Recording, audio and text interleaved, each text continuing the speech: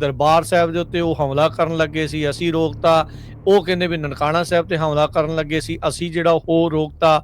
ਸਿੱਖਾਂ ਨੂੰ, ਪੰਜਾਬ ਨੂੰ ਇੱਕ ਧਿਰ ਬਣਾਉਣ ਦੀ ਇੱਕ ਚਾਲ ਜਾਂ ਪੂਰੀ ਇੱਕ ਕੋਸ਼ਿਸ਼ ਆ ਉਹ ਚੱਲਦੀ ਜਾ ਰਹੀ ਸੀ। 에ਅਰ ਡਿਫੈਂਸ ਸਿਸਟਮ ਆ ਸ਼੍ਰੀ ਦਰਬਾਰ ਸਾਹਿਬ ਤੇ ਲਾਇਆ ਗਿਆ। ਸੋ ਉਸ ਫੌਜੀ ਨੂੰ ਇਹ ਗੱਲ ਪਤਾ ਹੋਣੀ ਚਾਹੀਦੀ ਹੈ, ਜਿਹੜਾ ਫੌਜ ਦਾ ਮੈਂਬਰ ਹੈਗਾ, ਵੀ 에ਅਰ ਡਿਫੈਂਸ ਸਿਸਟਮ ਇੱਕ ਬਹੁਤ ਵੱਡੇ ਖੇਤਰ ਨੂੰ ਹੈਗਾ ਜਿਹੜਾ ਉਹ ਕਵਰ ਕਰਦਾ ਹੈਗਾ। ਉਹ ਕੱਲਾ ਇੱਕ ਅੱਧੀ ਬਿਲਡਿੰਗ ਨੂੰ ਕਵਰ ਨਹੀਂ ਕਰਦਾ। ਕਹਿਣ ਲਈ ਇਸ ਲਈ ਆਖਿਆ ਗਿਆ ਕਿਉਂਕਿ ਪੰਜਾਬ ਵਿੱਚੋਂ, ਪੰਜਾਬ ਦੇ ਹਿੰਦੂਆਂ ਤੇ ਪੰਜਾਬ ਦੇ ਸਿੱਖਾਂ ਵਿੱਚ ਜੰਗ ਲਈ ਜਨੂਨ ਪੈਦਾ ਨਹੀਂ ਹੋਇਆ। ਇੱਥੇ ਮੈਂ ਹਿੰਦੂਆਂ ਦਾ ਵੀ ਵਿਸ਼ੇਸ਼ ਜ਼ਿਕਰ ਕਰ ਰਿਹਾ ਕਿਉਂਕਿ ਉਹਨਾਂ ਨੂੰ ਵੀ ਅਹਿਸਾਸ ਸੀ ਵੀ ਜਦੋਂ ਗੋਲੇ ਡਿੱਗਣੇ ਆ ਕੱਲੇ ਸਿੱਖਾਂ ਦੇ ਘਰਾਂ ਤੇ ਨਹੀਂ ਡਿੱਗਣੇ, ਗੋਲੇ ਤਾਂ ਫਿਰ ਸਾਡੇ ਘਰਾਂ ਤੇ ਵੀ ਡਿੱਗਣੇ ਹੈਗੇ। ਸੋ ਪੰਜਾਬ ਦਾ ਹਿੰਦੂ ਵੀ ਇਸ ਜੰਗ ਵਿੱਚ ਸ਼ਾਮਲ ਨਹੀਂ ਸੀ। ਜੋ ਟੈਲੀਵਿਜ਼ਨ ਚੈਨਲਾਂ ਤੇ ਜੋ ਫਿਰਕੂ ਰਾਸ਼ਟਰਵਾਦ ਫੈਲਾਇਆ ਜਾ ਰਿਹਾ ਸੀ, ਪੰਜਾਬ ਦੇ ਹਿੰਦੂ ਨੇ ਉਹਨੂੰ ਬਹੁਤਾ ਐਕਸੈਪਟ ਨਹੀਂ ਕਰਿਆ। ਹਾਲਾਂਕਿ ਜੇ ਆਪਾਂ ਡਿਪਲੋਮੈਟਿਕਲੀ ਇਸ ਸਮੁੱਚੀ ਜਿਹੜੀ ਐਕਸਰਸਾਈਜ਼ ਆ ਉਹਨੂੰ ਦੇਖਣਾ ਹੋਵੇ ਤਾਂ ਆਪਾਂ ਕਹਿ ਸਕਦੇ ਵੀ ਭਾਰਤ ਬਿਲਕੁਲ ਉਲਟ ਦਿਸ਼ਾ ਵਿੱਚ ਚੱਲਿਆ ਹੋਇਆ ਹੈ। ਜਿਹੜੀ ਡਿਪਲੋਮੈਟਿਕ ਜੋ ਕੁਝ ਹੁਣ ਇਹ ਕਰ ਰਹੇ ਹੈਗੇ, ਅਸਲ ਵਿੱਚ ਜੰਗ ਤੋਂ ਪਹਿਲਾਂ ਕਰਨ ਵਾਲੀਆਂ ਗੱਲਾਂ ਹੁੰਦੀਆਂ, ਜੰਗ ਤੋਂ ਬਾਅਦ ਕਰਨ ਵਾਲੀਆਂ। ਸੋ ਭਾਰਤ ਨੇ ਪੁਲਾਰਪੁਣੇ ਵਿੱਚ ਆ ਕੇ ਜੰਗ ਪਹਿਲਾਂ ਸ਼ੁਰੂ ਕਰ ਲਈ ਤੇ ਡਿਪਲੋਮੈਟਿਕ ਐਕਸਰਸਾਈਜ਼ ਆ ਜਿਹੜੀ ਉਹ ਬਾਅਦ ਚ ਕਰ ਰਿਹਾ। ਸੋ ਜੰਗ ਲਈ ਅਮਰੀਕਾ ਵਰਗੇ ਐਡੇ ਪਾਵਰਫੁਲ ਮੁਲਕ ਨੂੰ ਵੀ ਲੋਕਾਂ ਦੀ, ਦੇਸ਼ਾਂ ਦੀ, ਮੁਲਕਾਂ ਦੀ ਤੇ ਡਿਪਲੋਮੈਟਸ ਦੀ ਸਹਿਮਤੀ ਲੈਣੀ ਪੈਂਦੀ ਹੈ। ਸੋ ਉਹਨਾਂ ਨੂੰ ਪਰਸੂਏਟ ਕਰਨਾ ਪੈਂਦਾ ਹੈ। ਚਾਈਨਾ ਨੇ ਬਿਹਾਈਂਡ ਦੀ ਸੀਨ ਜਿਹੜਾ ਸਾਰਾ ਰੋਲ ਨਿਭਾਇਆ ਕਿ ਸੋ ਚਾਈਨੀਜ਼ ਮਿਲਟਰੀ ਨੇ ਜਾਂ ਉਹਨਾਂ ਦੀ ਇੰਟੈਲੀਜੈਂਸ ਨੇ, ਮਿਲਟਰੀ ਇੰਟੈਲੀਜੈਂਸ ਨੇ ਪਾਕਿਸਤਾਨ ਨੂੰ ਬਹੁਤ ਵੱਡੀ ਸਹਾਇਤਾ ਦਿੱਤੀ ਹੈ। ਇਸੇ ਕਰਕੇ ਉਹ ਭਾਰਤ ਦਾ ਹਮਲਾ ਜਿਹੜਾ ਹੈਗਾ ਸਹਿ ਸਕਿਆ ਗਿਆ, ਵਰਨਾ ਭਾਰਤ ਦੀ ਜਿਹੜੀ ਮਿਲਟਰੀ ਪਾਵਰ ਹੈਗੀ ਆ ਉਹ ਸੁਪੀਰੀਅਰ ਦੈਨ ਪਾਕਿਸਤਾਨ ਆ। ਇੱਥੇ ਉਹਦਾ ਹੁਣ ਇਹ ਬਿਆਨ ਆਉਂਦਾ ਹੈ ਜੈ ਸ਼ੰਕਰ ਦਾ ਵੀ ਹਮਲੇ ਤੋਂ ਪਹਿਲਾਂ ਅਸੀਂ ਪਾਕਿਸਤਾਨ ਨੂੰ ਸੂਚਿਤ ਕੀਤਾ ਸੀਗਾ।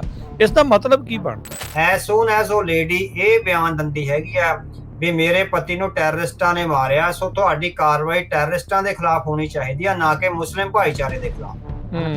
ਉਹ ਜਦੇ ਹੀ ਉਸ ਔਰਤ ਦੇ ਖਿਲਾਫ ਭੱਦੀਆਂ ਟਿੱਪਣੀਆਂ, ਗਾਲੀ ਗਲੋਚ, ਉਹਦਾ ਕਰੈਕਟਰ ਅਸੈਸੀਨੇਸ਼ਨ ਹੈ ਜਿਹੜਾ ਸ਼ੁਰੂ ਹੋ ਜਾਂਦਾ। ਪ੍ਰਵੀਨ ਸਾਹਨੀ ਨੇ, ਉਹ ਆਈ ਥਿੰਕ ਕਾਫੀ ਵੱਡੇ ਭਾਰਤ ਦੇ ਇੱਕ ਡਿਫੈਂਸ ਦੇ ਵਿਦਵਾਨ ਨੇ, ਐਨਾਲਿਸਟ ਨੇ, ਉਹਨਾਂ ਦਾ ਕਹਿਣਾ ਆ ਵੀ ਇਹਨਾਂ ਝੜਪਾਂ ਦੇ ਵਿੱਚ ਪਾਕਿਸਤਾਨ ਦਾ ਨੁਕਸਾਨ ਘੱਟ ਕੀਤਾ ਆ ਜਿਹੜਾ ਆ, ਪਰ ਭਾਰਤ ਦੀਆਂ ਕਮਜ਼ੋਰੀਆਂ ਜਿਹੜੀਆਂ ਉਹ ਵੱਧ ਉਜਾਗਰ ਕੀਤੀਆਂ ਆ। ਉਹ ਕਿਵੇਂ ਦੇਖਦੇ ਹੋ ਤੁਸੀਂ ਵੀ ਪਾਕਿਸਤਾਨ ਨੇ ਨੁਕਸਾਨ ਘੱਟ ਕੀਤਾ, ਇਹਨਾਂ ਦੀਆਂ ਕਮਜ਼ੋਰੀਆਂ ਵੱਧਦਾ? ਕਹਿੰਦੇ ਵੀ ਪਾਕਿਸਤਾਨ ਨੂੰ ਤੁਸੀਂ ਹੁਣ ਨਹੀਂ ਹਰਾ ਸਕਦੇ ਕਿਉਂਕਿ ਪਾਕਿਸਤਾਨ ਦੇ ਪਿੱਠ ਤੇ ਚੀਨ ਜਿਹੜਾ ਹੈਗਾ ਲੜ ਰਿਹਾ ਹੈਗਾ। ਸੋ ਚੀਨ ਨੂੰ ਤੁਸੀਂ ਕਦੇ ਵੀ ਨਹੀਂ ਹਰਾ ਸਕਦੇ, ਉਹਨੇ ਸਪਸ਼ਟ ਸ਼ਬਦਾਂ ਵਿੱਚ ਆਖਿਆ ਹੈਗਾ। ਹੋਰ ਦੂਜੇ ਪਾਸੇ ਆਪਾਂ ਰਸ਼ੀਆ ਦੇਖਦੇ ਹਾਂ, ਰਸ਼ੀਆ ਤੇ ਚੀਨ ਵੀ ਆਪਸ ਚ ਮਿੱਤਰ ਆ। ਉਹ ਵੀ ਐਂਗਲ ਡਿਫਰੈਂਟ ਜਿਹਾ ਲੱਗਦਾ ਹੈ ਭਾਰਤ ਦੇ ਲਈ ਔਖਾ।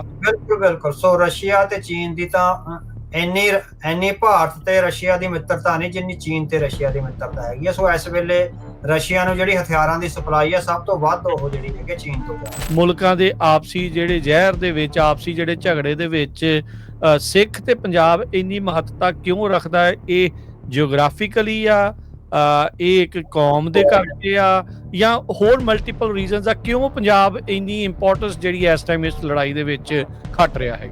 ਜਿਹੜੀ ਮੌਜੂਦਾ ਨੇਸ਼ਨ ਸਟੇਟ ਜਿਹੜੀ ਕ੍ਰੀਏਟ ਹੋਈ ਹੈ ਨਾ, ਵੀ ਕੌਮਾਂ ਦੇ ਆਪਣੇ ਹਰੇਕ ਕੌਮ ਦਾ ਆਪਣਾ ਮੁਲਕ ਹੈਗਾ ਜਿਹੜਾ, ਉਹ ਇਸ ਜੰਗਾਂ ਦੇ ਇਸ ਵਿਸਥਾਰ ਵਿੱਚੋਂ ਹੀ ਜਿਹੜਾ ਹੈਗਾ, ਇਹ 15ਵੀਂ ਸਦੀ ਤੋਂ ਬਾਅਦ ਆ ਜਿਹੜਾ ਯੂਰਪ ਵਿੱਚ ਸ਼ੁਰੂ ਹੋਇਆ ਨਾ ਜੰਗਾਂ ਦਾ ਕਰਾ। ਜਿਹੜਾ ਜਦੋਂ ਆਮ ਘਰਾਂ ਦੇ ਬੱਚੇ ਸਿਵਲ ਸਰਵੈਂਟਸ ਦੇ ਰੂਪ ਵਿੱਚ, ਅਫਸਰਸ਼ਾਹੀ ਦੇ ਰੂਪ ਵਿੱਚ ਸੱਤਾ ਦੇ ਗਲਿਆਰਿਆਂ ਤੱਕ ਪਹੁੰਚੇ ਤਾਂ ਯੂਰਪ ਵਿੱਚ ਇਹ ਜਿਹੜੀ ਤਬਦੀਲੀ ਹੈ ਜਿਹੜੀ ਇਹ ਉਹਦੇ ਨਾਲ ਇੱਕ ਤਬਦੀਲੀ ਵਾਪਰਨੀ ਸ਼ੁਰੂ ਹੋਈ ਵੀ ਜਿਹੜੇ ਪਿਤਾ ਪੁਰਖੀ ਰਾਜ ਸੀ ਉਹ ਰਾਜਾਂ ਦੀਆਂ ਨੀਹਾਂ ਨੇ ਜਿਹੜੀਆਂ ਤੜਕਣੀਆਂ ਸ਼ੁਰੂ ਹੋਈਆਂ। ਉਹ ਤੜਕਣੀਆਂ ਤਾਂ ਸ਼ੁਰੂ ਹੋਈਆਂ ਵੀ ਜੰਗਾਂ ਲੰਬੇ ਸਮੇਂ ਤੱਕ। ਤੁਹਾਡੀ ਕਿਤਾਬ ਦੇ ਵਿੱਚ ਨਾ ਇੱਕ 237 ਪੇਜ ਦੇ ਉੱਤੇ ਅਵਤਾਰ ਸਿੰਘ ਜੀ ਕੌਮਵਾਦ ਅਤੇ ਫਾਸੀਵਾਦ ਦਾ ਫਰਕ ਜਿਹੜਾ ਆ ਉਸ ਦੇ ਉੱਤੇ ਕਾਫੀ ਤੁਸੀਂ ਇਸ ਦੇ ਵਿੱਚ ਚਰਚਾ ਜਿਹੜੀ ਉਹ ਕੀਤੀ ਆ। ਉਹਦੇ ਵਿੱਚ ਮੈਂ ਪੂਰੇ ਵਿਸਥਾਰ ਵਿੱਚ ਦੱਸਿਆ ਵੀ ਨਿਸ਼ਾਨਿਆਂ ਦਾ ਫਰਕ ਆ। ਜਿਹੜੇ ਫਾਸ਼ੀਵਾਦੀ ਆ ਨਾ, ਫਾਸ਼ੀਵਾਦੀਆਂ ਲਈ ਸਭ ਤੋਂ ਪਹਿਲਾਂ ਵੀ ਸੱਤਾ ਹੱਥ ਆਉਣੀ ਹੈ ਵੀ ਇੱਕ ਵਾਰੀ ਜਿਹੜੀ ਸਟੇਟ ਆ ਸਾਡੇ ਹੱਥ ਵਿੱਚ ਆ ਜੇ, ਉਹ ਤੋਂ ਬਾਅਦ ਉਹ ਸਟੇਟ ਨੂੰ ਟੂਲ ਬਣਾਉਂਦੇ ਆ। ਜਿਹੜੇ ਫਾਸ਼ੀਵਾਦੀ ਆ ਸਟੇਟ ਨੂੰ ਟੂਲ ਬਣਾਉਂਦੇ ਆ ਮਜ਼ਲੂਮਾਂ ਤੇ ਜ਼ੁਲਮ ਕਰਨ ਲਈ, ਵਿਦਵਾਨਾਂ ਦੇ ਮੂੰਹ ਬੰਦ ਕਰਨ ਲਈ, ਆਪਣੇ ਵਿਰੋਧੀਆਂ ਨੂੰ ਜੇਲ੍ਹਾਂ ਵਿੱਚ ਸਿੱਟਣ ਲਈ, ਜਾਂ ਉਹਨਾਂ ਦੇ ਪੁਲਿਸ ਮੁਕਾਬਲੇ ਬਣਾ ਕੇ ਉਹਨਾਂ ਨੂੰ ਕਤਲ ਕਰਨ ਲਈ। ਸਤਿ ਸ੍ਰੀ ਅਕਾਲ। Punjabi radio USA, Punjabi TV USA ਸੁਣ ਦੇਖ ਰਹੇ ਸਾਡੇ ਸਾਰੇ ਹੀ ਸਰੋਤਿਆਂ ਤੇ ਦਰਸ਼ਕਾਂ ਨੂੰ ਨਿੱਘੀ ਜੀ ਆਇਆਂ ਨੂੰ। ਵਾਹਿਗੁਰੂ ਜੀ ਕਾ ਖਾਲਸਾ, ਵਾਹਿਗੁਰੂ ਜੀ ਕੀ ਫਤਿਹ। ਪ੍ਰੋਗਰਾਮ ਦਾ ਪੰਥਕ ਪੈਰਾਡਾਈਮ ਦੇ ਵਿੱਚ ਮੇਰੇ ਨਾਲ ਇਸ ਪ੍ਰੋਗਰਾਮ ਦੇ ਵਿੱਚ ਸੀਨੀਅਰ ਜਰਨਲਿਸਟ ਅਤੇ ਲੇਖਕ ਸਰਦਾਰ ਅਵਤਾਰ ਸਿੰਘ ਜੀ ਜੁੜ ਚੁੱਕੇ ਆ। ਸਰਦਾਰ ਅਵਤਾਰ ਸਿੰਘ ਜੀ ਆਇਆਂ ਨੂੰ ਸਵਾਗਤ ਹੈ। ਵਾਹਿਗੁਰੂ ਜੀ ਕਾ ਖਾਲਸਾ, ਵਾਹਿਗੁਰੂ ਜੀ ਕੀ ਫਤਿਹ। ਵਾਹਿਗੁਰੂ ਜੀ ਕਾ ਖਾਲਸਾ, ਵਾਹਿਗੁਰੂ ਜੀ ਕੀ ਫਤਿਹ ਜੀ। ਸੋ ਆਪਾਂ ਹਰ ਵਾਰੀ ਕੋਸ਼ਿਸ਼ ਕਰਦੇ ਹਾਂ ਤੁਹਾਡੇ ਨਾਲ ਗੱਲਾਂ ਬਾਤਾਂ ਜਿਹੜੀਆਂ ਕਰੀਏ, ਵਿਸ਼ੇਸ਼ ਜਿਹੜੇ ਚਰਚਾ ਜਿਹੜੀ ਆ ਉਹ ਆਪਾਂ ਕਰਦੇ ਹਾਂ ਉਸ ਕਿਸੇ ਇੱਕ ਵਿਸ਼ੇ ਨੂੰ ਲੈ ਕੇ, ਜਾਂ ਜਿਹੜੀ ਕੋਈ ਘਟਨਾ ਵਾਪਰੀ ਆ ਉਸ ਦੀ ਡੂੰਘਾਈ ਤੱਕ ਜਾਣ ਦੀ ਜਿਹੜੀ ਉਹ ਆਪਾਂ ਕੋਸ਼ਿਸ਼ ਕੀਤੀ ਜਾਂਦੀ ਆ।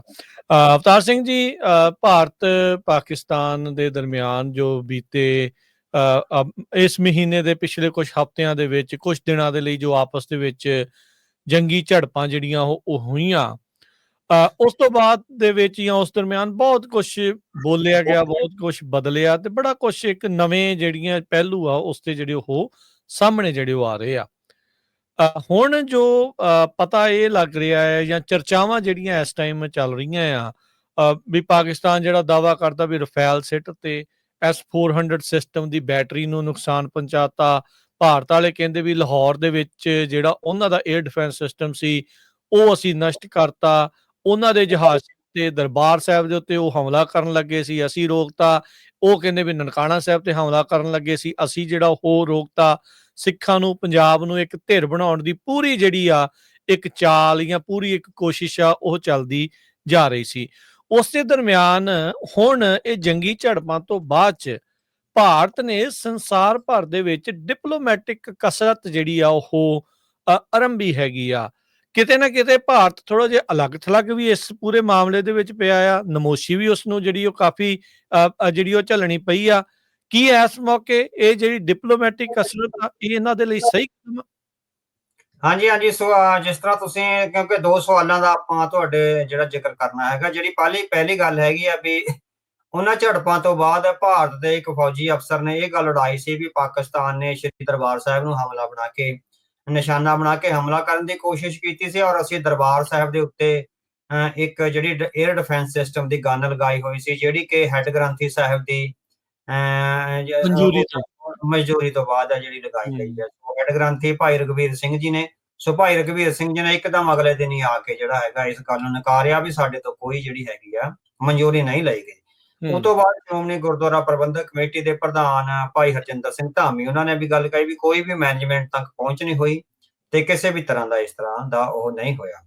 ਹੁਣ ਅਗਲੀ ਗੱਲ ਜਿਹੜੀ ਇਹ ਹੁੰਦੀ ਹੈਗੀ ਆ ਵੀ 에ਅਰ ਡਿਫੈਂਸ ਸਿਸਟਮ ਆ ਸ਼੍ਰੀ ਦਰਬਾਰ ਸਾਹਿਬ ਤੇ ਲਾਇਆ ਗਿਆ। ਸੋ ਉਸ ਫੌਜੀ ਨੂੰ ਇਹ ਗੱਲ ਪਤਾ ਹੋਣੀ ਚਾਹੀਦੀ ਆ, ਜਿਹੜਾ ਫੌਜ ਦਾ ਮੈਂਬਰ ਹੈਗਾ, ਵੀ 에ਅਰ ਡਿਫੈਂਸ ਸਿਸਟਮ ਇੱਕ ਬਹੁਤ ਵੱਡੇ ਖੇਤਰ ਨੂੰ ਹੈਗਾ ਜਿਹੜਾ ਉਹ ਕਵਰ ਕਰਦਾ ਹੈਗਾ। ਉਹ ਕੱਲਾ ਇੱਕ ਅੱਧੇ ਬਿਲਡਿੰਗ ਨੂੰ ਕਵਰ ਨਹੀਂ ਕਰਦਾ ਹੈਗਾ। ਸੋ ਜੇ 에ਅਰ ਡਿਫੈਂਸ ਸਿਸਟਮ, ਕਿਉਂਕਿ ਬਾਰਡਰ ਦੇ ਲੱਗ ਗਿਆ, ਕਿਤੇ ਵੀ ਲੱਗਿਆ ਹੋ ਸਕਦਾ, ਸੋ ਉਸ 에ਅਰ ਡਿਫੈਂਸ ਸਿਸਟਮ ਨੇ ਜੇ ਦਰਬਾਰ ਸਾਹਿਬ ਨੂੰ ਤੇ ਹੋਏ ਹਮਲੇ ਨੂੰ ਰੋਕਣਾ ਹੈ ਤਾਂ ਉਹਨੇ ਦੁਰਗਿਆਣਾ ਮੰਦਿਰ ਦਾ ਵੀ ਰੋਕਣਾ, ਤੇ ਬਾਰਡਰ ਤੇ ਜਾ ਕੇ ਰਾਮ ਤੀਰਥ ਹੈ ਉਹਨੇ ਵੀ ਰੋਕਣਾ ਹੈਗਾ। ਸੋ ਇੱਕ ਬਹੁਤ ਵਾਸਟ ਏਰੀਆ ਹੁੰਦਾ ਹੈਗਾ। ਹੋ ਸਕਦਾ 2-3 ਜ਼ਿਲ੍ਹਿਆਂ ਨੂੰ ਇੱਕ ਜਿਹੜਾ 에ਅਰ ਡਿਫੈਂਸ ਸਿਸਟਮ ਆ ਉਹ ਰੋਕਦਾ ਹੋਵੇ, ਹਨਾ। ਪਰ ਉਹ ਉਸ ਵੱਲੋਂ ਆਪਣੀ ਫੌਜੀ ਕਾਬਲੀਅਤ ਅਨੁਸਾਰ ਹੈ ਜਿਹੜੀ ਗੱਲ ਨਹੀਂ ਕਹੀ।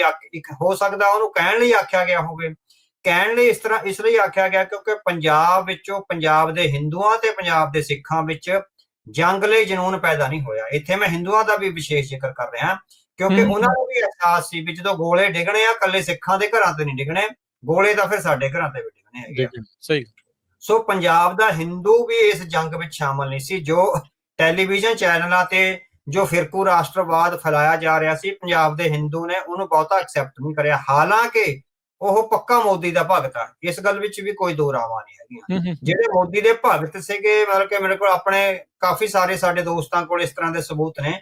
ਬਹੁਤ ਸਾਰੇ ਦੋਸਤਾਂ ਨੇ ਅਸੀਂ ਇੱਕ ਦੇਖਿਆ ਹੈਗਾ ਟ੍ਰੈਂਡ ਵੀ ਜਿੰਨਾ ਚਿਰ ਜੰਗ ਲੱਗੀ ਰਹੀ, ਜਿਹੜੇ ਹਿੰਦੂ ਨੌਜਵਾਨ ਸਾਡੇ ਦੋਸਤ ਮਿੱਤਰ ਆ ਉਹਨਾਂ ਵੱਲੋਂ ਕੋਈ ਵੀ ਸਾਨੂੰ ਕੋਈ ਸਕਰੀਨਸ਼ਾਟ ਜਾਂ ਖਬਰ ਇਸ ਤਰ੍ਹਾਂ ਦੀ ਨਹੀਂ ਭੇਜੀ ਗਈ ਮੀਡੀਆ ਤੇ।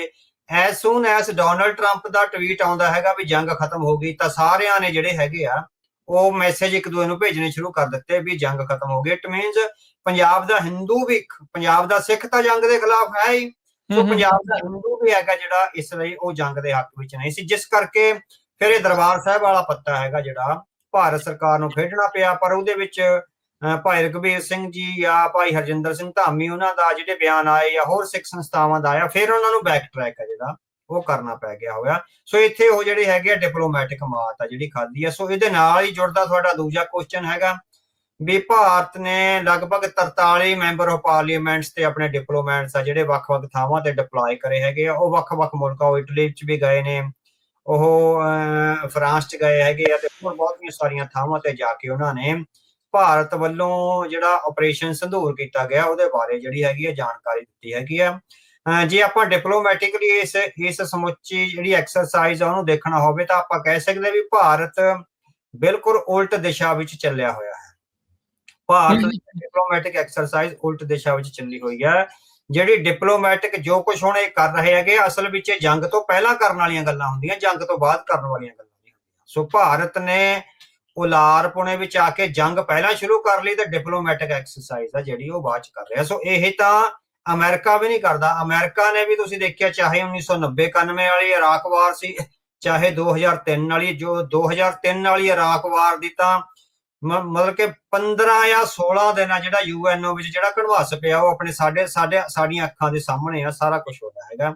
ਸੋ ਯੂਐਨ ਸਿਕਿਉਰਿਟੀ ਕਾਉਂਸਲ ਦੇ ਮਤੇ ਆਏ, 1491 ਨੰਬਰ ਮਤਾ ਸੀ ਮੇਰਾ ਖਿਆਲ, ਜੇ ਮੈਂ ਗਲਤ ਨਾ ਹੋਵਾਂ। ਤੇ ਉਸ ਤੋਂ ਬਾਅਦ ਜਿਹੜਾ ਹੈਗਾ ਬਈ ਰੂਸ ਨੇ ਜਿਹੜਾ ਹੈਗਾ ਉਹਦੇ ਵਿੱਚੋਂ ਇੱਕ ਤਰ੍ਹਾਂ ਨਾਲ ਵੀਟੋ ਕਰਿਆ ਸੀ। ਫਿਰ ਜਦੋਂ ਵੀਟੋ ਹੋਇਆ, ਮਸਲਾ ਹੋਵੇ, ਕਾਫੀ ਮਸਲਾ ਪੈ ਜਾਂਦਾ ਹੈਗਾ। ਉਸ ਤੋਂ ਬਾਅਦ ਜਿਹੜੇ ਟੈਂਪਰੇਰੀ ਸਿਕਿਉਰਿਟੀ ਕਾਉਂਸਲ ਦੇ ਮੈਂਬਰ ਸੀਗੇ 15 ਜਾਂ 16, ਉਹਨਾਂ ਨੂੰ ਅਮਰੀਕਨ ਡਿਪਲੋਮੈਟਸ ਨੇ ਬਹੁਤ ਸਾਰਾ ਪਰਸੂਏਟ ਕਰਿਆ ਤੇ ਉਹ ਵੋਟਿੰਗ ਆ ਜਿਹੜੀ ਕਿਸ ਤਰ੍ਹਾਂ ਕਰਵਾ ਕੇ, ਉਸ ਵੇਲੇ ਵੀ 9 ਤੇ 6 ਦੀ ਰੇਸ਼ੀਓ ਬਣ ਗਈ ਸੀ। ਸੋ 9 ਹੀ ਹੱਕ ਵਿੱਚ ਸੀ, ਇੱਕ ਵਾਰੀ ਤਾਂ ਬਰਾਬਰ ਜੇ ਆ ਗਏ ਸੀ। ਫਿਰ ਮੈਂਬਰਾਂ ਦੀ ਜਿਹੜੀ ਰੇਸ਼ੀਓ ਆ ਉਹ ਵਧਾ ਕੇ ਇਹਨਾਂ ਨੇ ਤੇ ਤਾਂ ਜਿਹੜੀ ਸਹਿਮਤੀ ਲਈ ਸੀ ਜੰਗ ਲਈ। ਸੋ ਜੰਗ ਲਈ ਅਮਰੀਕਾ ਵਰਗੇ ਐਡੇ ਪਾਵਰਫੁਲ ਮੁਲਕ ਨੂੰ ਵੀ ਲੋਕਾਂ ਦੀ, ਦੇਸ਼ਾਂ ਦੀ, ਮੁਲਕਾਂ ਦੀ ਤੇ ਡਿਪਲੋਮੈਟਸ ਦੀ ਸਹਿਮਤੀ ਲੈਣੀ ਪੈਂਦੀ ਹੈ। ਸੋ ਉਹਨਾਂ ਨੂੰ ਪਰਸੂਏਟ ਕਰਨਾ ਪੈਂਦਾ ਹੈ। ਸੋ ਭਾਰਤ ਨੇ ਜੰਗ ਪਹਿਲਾਂ ਸ਼ੁਰੂ ਕਰ ਲਈ ਤੇ ਜਿਹੜੀ ਪਰਸੂਏਸ਼ਨ ਆ ਹੁਣ ਉਹ ਜਿਹੜੀ ਹੈਗੀ ਹੈ ਬਾਅਦ ਕਰ ਰਿਹਾ, ਕਿਉਂਕਿ ਉਹ ਆਈਸੋਲੇਸ਼ਨ ਨੂੰ ਹੁਣ ਮਹਿਸੂਸ ਕਰ ਰਿਹਾ। ਇਸ ਤੋਂ ਪਹਿਲਾਂ ਭਾਰਤ ਨੂੰ ਇਹ ਮਹਿਸੂਸ ਨਹੀਂ ਸੀ ਹੁੰਦਾ ਵੀ ਅਸੀਂ ਆਈਸੋਲੇਟਡ ਹੈਗੇ ਆ, ਕਿਉਂਕਿ ਆਪਾਂ ਪਿਛਲੇ ਪ੍ਰੋਗਰਾਮ ਵਿੱਚ ਵੀ ਕਿਹਾ ਸੀ ਵੀ ਉਹਨਾਂ ਨੇ ਬੜੀ ਸਕਸੈਸਫੁਲ ਡਿਪਲੋਮੇਸੀ ਆ ਜਿਹੜੀ ਲੰਬੇ ਸਮੇਂ ਤੋਂ ਉਹ ਕਰਦੇ ਆ ਰਹੇ ਸੀ। ਪਰ ਇਸ ਜੰਗ ਨੇ ਕਾਫੀ ਸਾਰੇ ਜਿਹੜੇ ਕਰੈਕਸ ਆ ਉਹਨਾਂ ਦੇ ਡਿਪਲੋਮੈਟਿਕ ਐਕਸਰਸਾਈਜ਼ ਵਿੱਚ ਉਹ ਦਿਖਾਏ ਹੈਗੇ ਆ, ਜਿਸ ਕਰਕੇ ਹੁਣ ਉਹ ਜਿਹੜਾ ਕੰਮ ਪਹਿਲਾਂ ਕਰਨਾ ਚਾਹੀਦਾ ਸੀ, ਹੁਣ ਡਰੇ ਹੋਏ ਜਾਂ ਆਪਾਂ ਕਹਿ ਸਕਦੇ ਵੀ ਭਮੱਤਰੇ ਹੋਏ ਜਾਂ ਕਾਫੀ ਕੁਛ ਆ ਉਹਨਾਂ ਦੇ ਇਨਸਾਈਡ ਕੀ ਚੱਲਦਾ ਉਹ ਤਾਂ ਭਾਰਤੀ ਡਿਪਲੋਮੈਟਸ ਹੀ ਦੱਸ ਸਕਦੇ, ਪਰ ਉਹ ਬਾਅਦ ਵਿੱਚ ਜਿਹੜਾ ਹੈਗਾ ਉਹ ਕਰ ਰਹੇ ਹੈਗੇ ਨੇ। ਸੋ ਇਸ ਤਰ੍ਹਾਂ ਦੀਆਂ ਜਿਹੜੀਆਂ ਆਪਾਂ ਇਸ ਜਿਹੜੀ ਕਸਰਤ ਹੈਗੀ ਇਹਨੂੰ ਇਸ ਤਰ੍ਹਾਂ ਦੇਖ ਸਕਦੇ ਆ ਵੀ ਪਰਸੂਏਸ਼ਨ ਆ ਜਿਹੜੀ ਵੱਖ-ਵੱਖ ਮੁਲਕਾਂ ਨੂੰ, ਜੇ ਉਹਨਾਂ ਕੋਲ ਕੋਈ ਪਹਿਲਗਾਮ ਕਾਂਡ ਦੇ ਸਬੂਤ ਸੀਗੇ, ਇੱਕਦਮ ਉਹ ਸਬੂਤਾਂ ਸਹਿਤ ਯੂਐਨਓ ਨੂੰ ਜਾਂ ਜਿਨ੍ਹਾਂ ਮੁਲਕਾਂ ਵਿੱਚ ਹੁਣ ਜਾ ਰਹੇ ਹੈਗੇ ਉਹਨਾਂ ਨੂੰ ਪਰਸੂਏਟ ਕਰਨਾ ਚਾਹੀਦਾ ਸੀ। ਉਹ ਤੋਂ ਬਾਅਦ ਜੰਗ ਸ਼ੁਰੂ ਕਰਨੀ ਚਾਹੀਦੀ ਸੀ, ਪਰ ਹੁਣ ਇਹ ਬਹੁਤ ਲੇਟ ਹੋ ਚੁੱਕਿਆ। ਆਈਸੋਲੇਸ਼ਨ ਵੱਧ ਰਹੀ ਹੈਗੀ ਆ ਭਾਰਤ ਦੀ। ਸੋ ਤਾਂ ਹੀ ਆਪਾਂ ਦੇਖ ਰਹੇ ਹਾਂ ਵੀ ਕੋਈ ਵੀ ਮੁਲਕ ਭਾਰਤ ਦੇ ਨਾਲ ਖੜਨ ਨੂੰ ਰਾਜੀ ਨਹੀਂ ਹੈ ਇਸ ਟਾਈਮ। ਹਾਂਜੀ। ਸੋ ਇਸੇ ਕਰਕੇ ਹੈਗਾ ਵੀ ਜੇ ਉਹ ਜੰਗ ਤੋਂ ਪਹਿਲਾਂ ਡਿਪਲੋਮੈਟਿਕ ਐਕਸਰਸਾਈਜ਼ ਕੀਤੀ ਹੋਵੇ ਤਾਂ ਕੁਝ ਆਵਾਜ਼ਾਂ ਨੇ ਜਿਹੜੀਆਂ ਆ ਜਾਂਦੀਆਂ। ਉਹ ਤਾਂ ਪਾਕਿਸਤਾਨ ਦੇ ਹੱਕ ਵਿੱਚ ਵੀ ਕੋਈ ਵੈਸੇ ਨਹੀਂ ਖੜਿਆ। ਹਾਂ, ਤੁਰਕੀ ਤੇ ਅਜ਼ਰਬਾਈਜਾਨ ਆ ਇੱਕ ਤਰ੍ਹਾਂ ਨਾਲ ਆਪਾਂ ਕਹਿ ਸਕਦੇ ਮੁਸਲਿਮ ਕੰਟਰੀ ਹੋਣ ਕਰਕੇ ਆ ਜਿਹੜੇ ਉਹ ਖੜੇ ਹੈਗੇ ਆ। ਚਾਈਨਾ ਨੇ ਬਿਹਾਈਂਡ ਦੀ ਸੀਨ ਆ ਜਿਹੜਾ ਸਾਰਾ ਰੋਲ ਨਿਭਾਇਆ ਹੈਗਾ। ਸੋ ਚਾਈਨੀਜ਼ ਮਿਲਟਰੀ ਨੇ ਜਾਂ ਉਹਨਾਂ ਦੀ ਇੰਟੈਲੀਜੈਂਸ ਨੇ, ਮਿਲਟਰੀ ਇੰਟੈਲੀਜੈਂਸ ਨੇ ਪਾਕਿਸਤਾਨ ਨੂੰ ਬਹੁਤ ਵੱਡੀ ਸਹਾਇਤਾ ਦਿੱਤੀ ਹੈ। ਇਸੇ ਕਰਕੇ ਉਹ ਭਾਰਤ ਦਾ ਹਮਲਾ ਜਿਹੜਾ ਹੈਗਾ ਸਹਿ ਸਕਿਆ ਗਿਆ, ਵਰਨਾ ਭਾਰਤ ਦੀ ਜਿਹੜੀ ਮਿਲਟਰੀ ਪਾਵਰ ਹੈਗੀ ਆ ਉਹ ਸੁਪੀਰੀਅਰ ਦੈਨ ਪਾਕਿਸਤਾਨ ਜਿਹੜੀ ਹੈਗੀ। ਸੋ ਇਸ ਆਈਸੋਲੇਸ਼ਨ ਚੋਂ ਹੀ ਜਿਹੜਾ ਹੈਗਾ, ਕਿਉਂਕਿ ਭਾਰਤ ਨੇ ਪਹਿਲਾਂ ਕਿਸੇ ਨਾਲ ਗੱਲ ਨਹੀਂ ਕਰੀ, ਉਸ ਕਰਕੇ ਜਿਹੜੇ ਕਰੈਕ ਆ ਡਿਪਲੋਮੇਸੀ ਚ ਆਏ ਵੀ ਉਹਨਾਂ ਦੇ ਹੱਕ ਵਿੱਚ ਕੋਈ ਨਹੀਂ ਖੜਿਆ। ਈਵਨ ਵੱਡੇ ਜਿਹੜੇ ਮੀਡੀਆ ਅਦਾਰੇ ਸੀ ਉਹ ਵੀ ਨਹੀਂ ਖੜੇ, ਉਹ ਵੀ ਇੱਕ ਤਰ੍ਹਾਂ ਨਾਲ ਵੱਖਰੀ ਪਹੁੰਚ ਅਪਣਾਉਂਦੇ ਦੇਖੇ ਗਏ।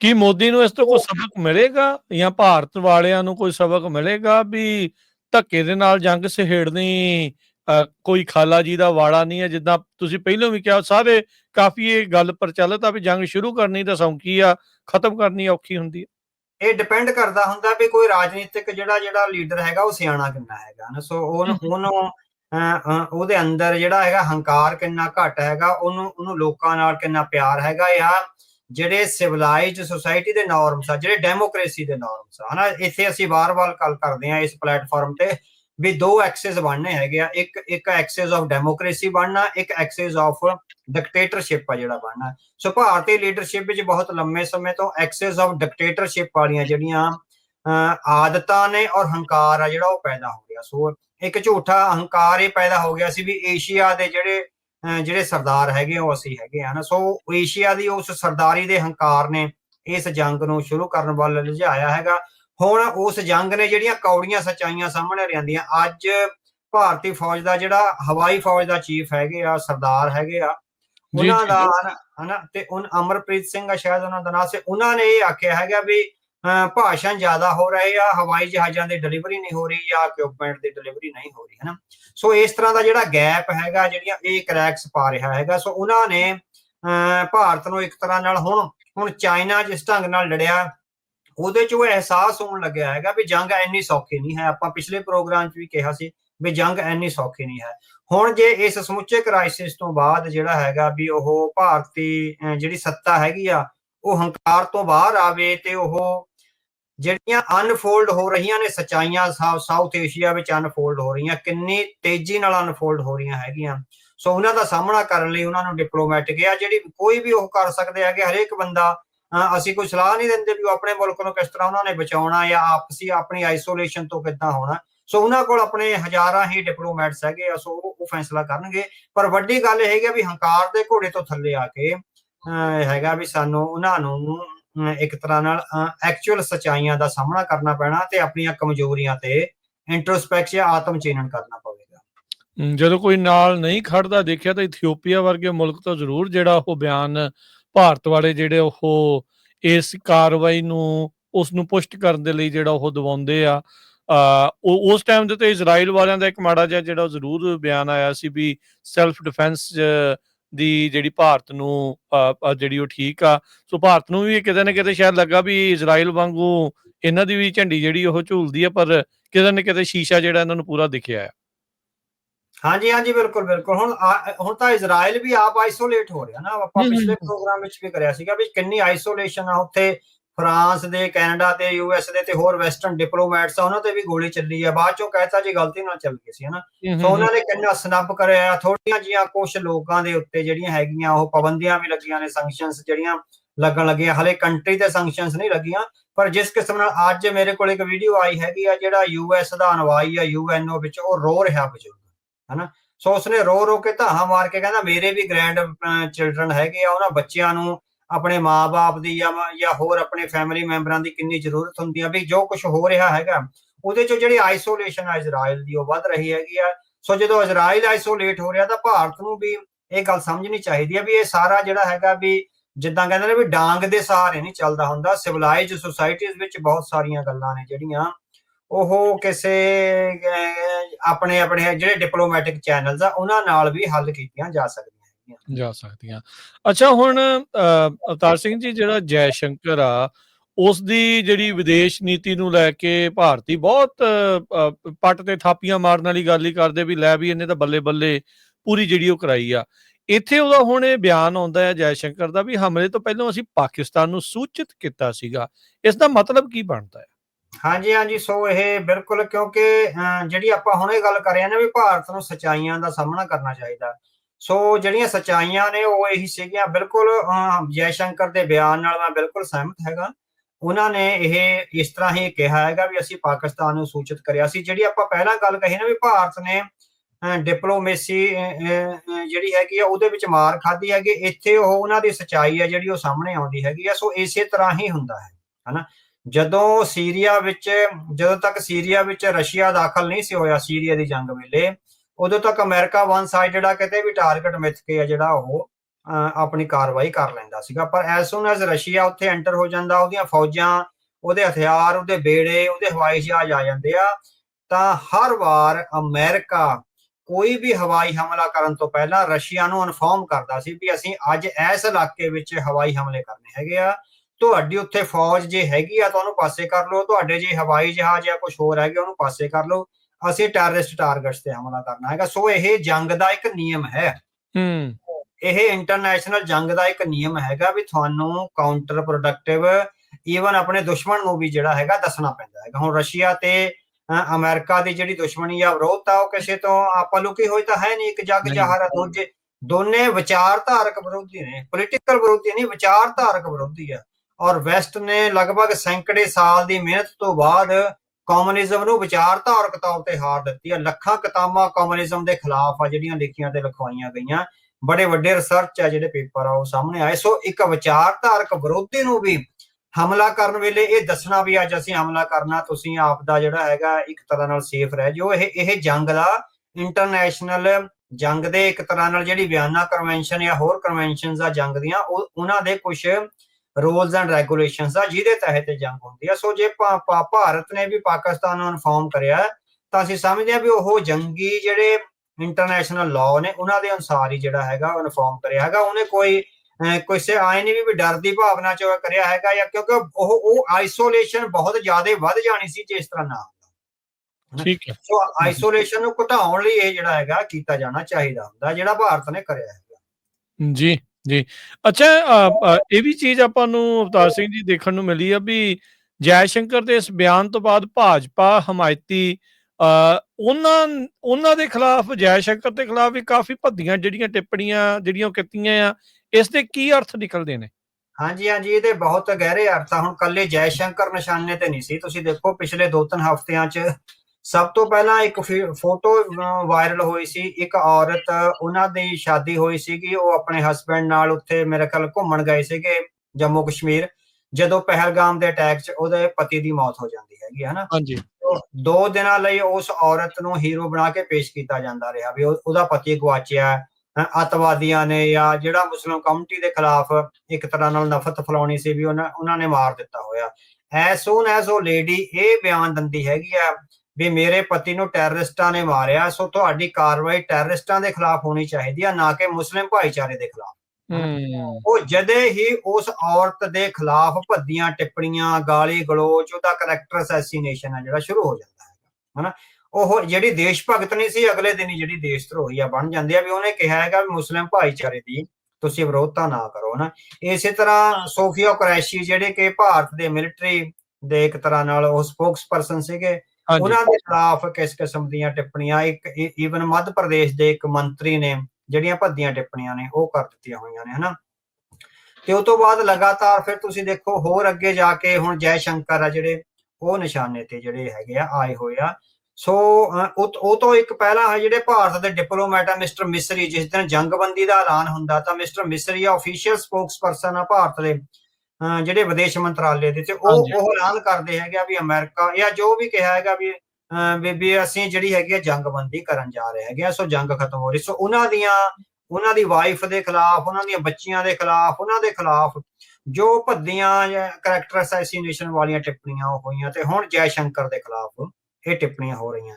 ਇਹਦੇ ਚੋਂ ਸਬਕ ਕੀ ਮਿਲਦਾ ਹੈਗਾ? ਸਬਕ ਇਹ ਮਿਲਦਾ ਜਿਹੜੇ ਅਲਟਰਾ ਨੈਸ਼ਨਲਿਸਟ ਨਰਿੰਦਰ ਮੋਦੀ ਤੇ ਉਹਦੇ ਹਮਾਇਤੀਆਂ ਨੇ ਮੁਸਲਮਾਨਾਂ ਤੇ ਸਿੱਖਾਂ ਨੂੰ ਗਾਲੀ ਗਲੋਚ ਕਰਨ ਲਈ, ਉਹਨਾਂ ਦਾ ਕਰੈਕਟਰ ਅਸੈਸੀਨੇਸ਼ਨ ਕਰਨ ਲਈ ਜਾਂ ਡਰਾਉਣ ਧਮਕਾਉਣ ਲਈ ਪਾਲਿਆ ਸੀ, ਇਹ ਜਿਹੜਾ ਜਿੰਨ ਪਾਲਿਆ ਸੀ ਬੀਜੇਪੀ ਦੇ ਆਈਟੀ ਸੈੱਲ ਨੇ ਜਾਂ ਬੀਜੇਪੀ ਦੇ ਸਟ੍ਰੈਟਜਿਸਟਾਂ ਨੇ, ਉਹ ਜਿੰਨ ਹੁਣ ਇਹਨਾਂ ਦੇ ਗੁਲਾਮੇ ਨੂੰ ਹੀ ਪੈਣ ਲੱਗਿਆ ਹੋਇਆ ਔਰ ਇਹ ਇਸੇ ਤਰ੍ਹਾਂ ਪੈਂਦਾ ਹੁੰਦਾ। ਸੋ ਜਿਸ ਤਰ੍ਹਾਂ ਜਿਹੜੀ ਜੰਗ ਆ ਨਾ, ਆਪਾਂ ਕਹਿੰਦੇ ਵੀ ਜੰਗ ਲਾਉਣੀ ਸੌਖੀ ਆ, ਮੁੜ ਕੇ ਕਾਬੂ ਕਰਨੀ ਔਖੀ ਆ।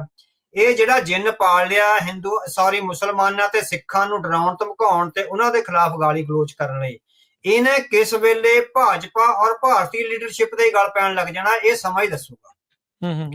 ਸੋ ਇਹਨਾਂ ਜਿੰਨਾਂ ਨੂੰ ਇਸ ਤਰ੍ਹਾਂ ਇੰਨੀ ਖੁੱਲ੍ਹ ਨਹੀਂ ਦੇਣੀ ਚਾਹੀਦੀ। ਸੋ ਇਹ ਜਿੰਨ ਨੇ ਤੁਸੀਂ ਦੇਖੋ ਵੀ ਹੁਣ ਭਾਰਤ ਦੇ ਵਿਦੇਸ਼ ਮੰਤਰੀ ਨੂੰ ਵੀ ਨਹੀਂ ਛੱਡਿਆ, ਪਹਿਲਾਂ ਵਿਦੇਸ਼ ਸੈਕਟਰੀ ਨੂੰ ਨਹੀਂ ਛੱਡਿਆ, ਕਰਨਲ ਸੋਫੀਆ ਕੁਰੈਸ਼ੀ ਆ ਉਹਦੇ ਖਿਲਾਫ ਬੋਲਿਆ।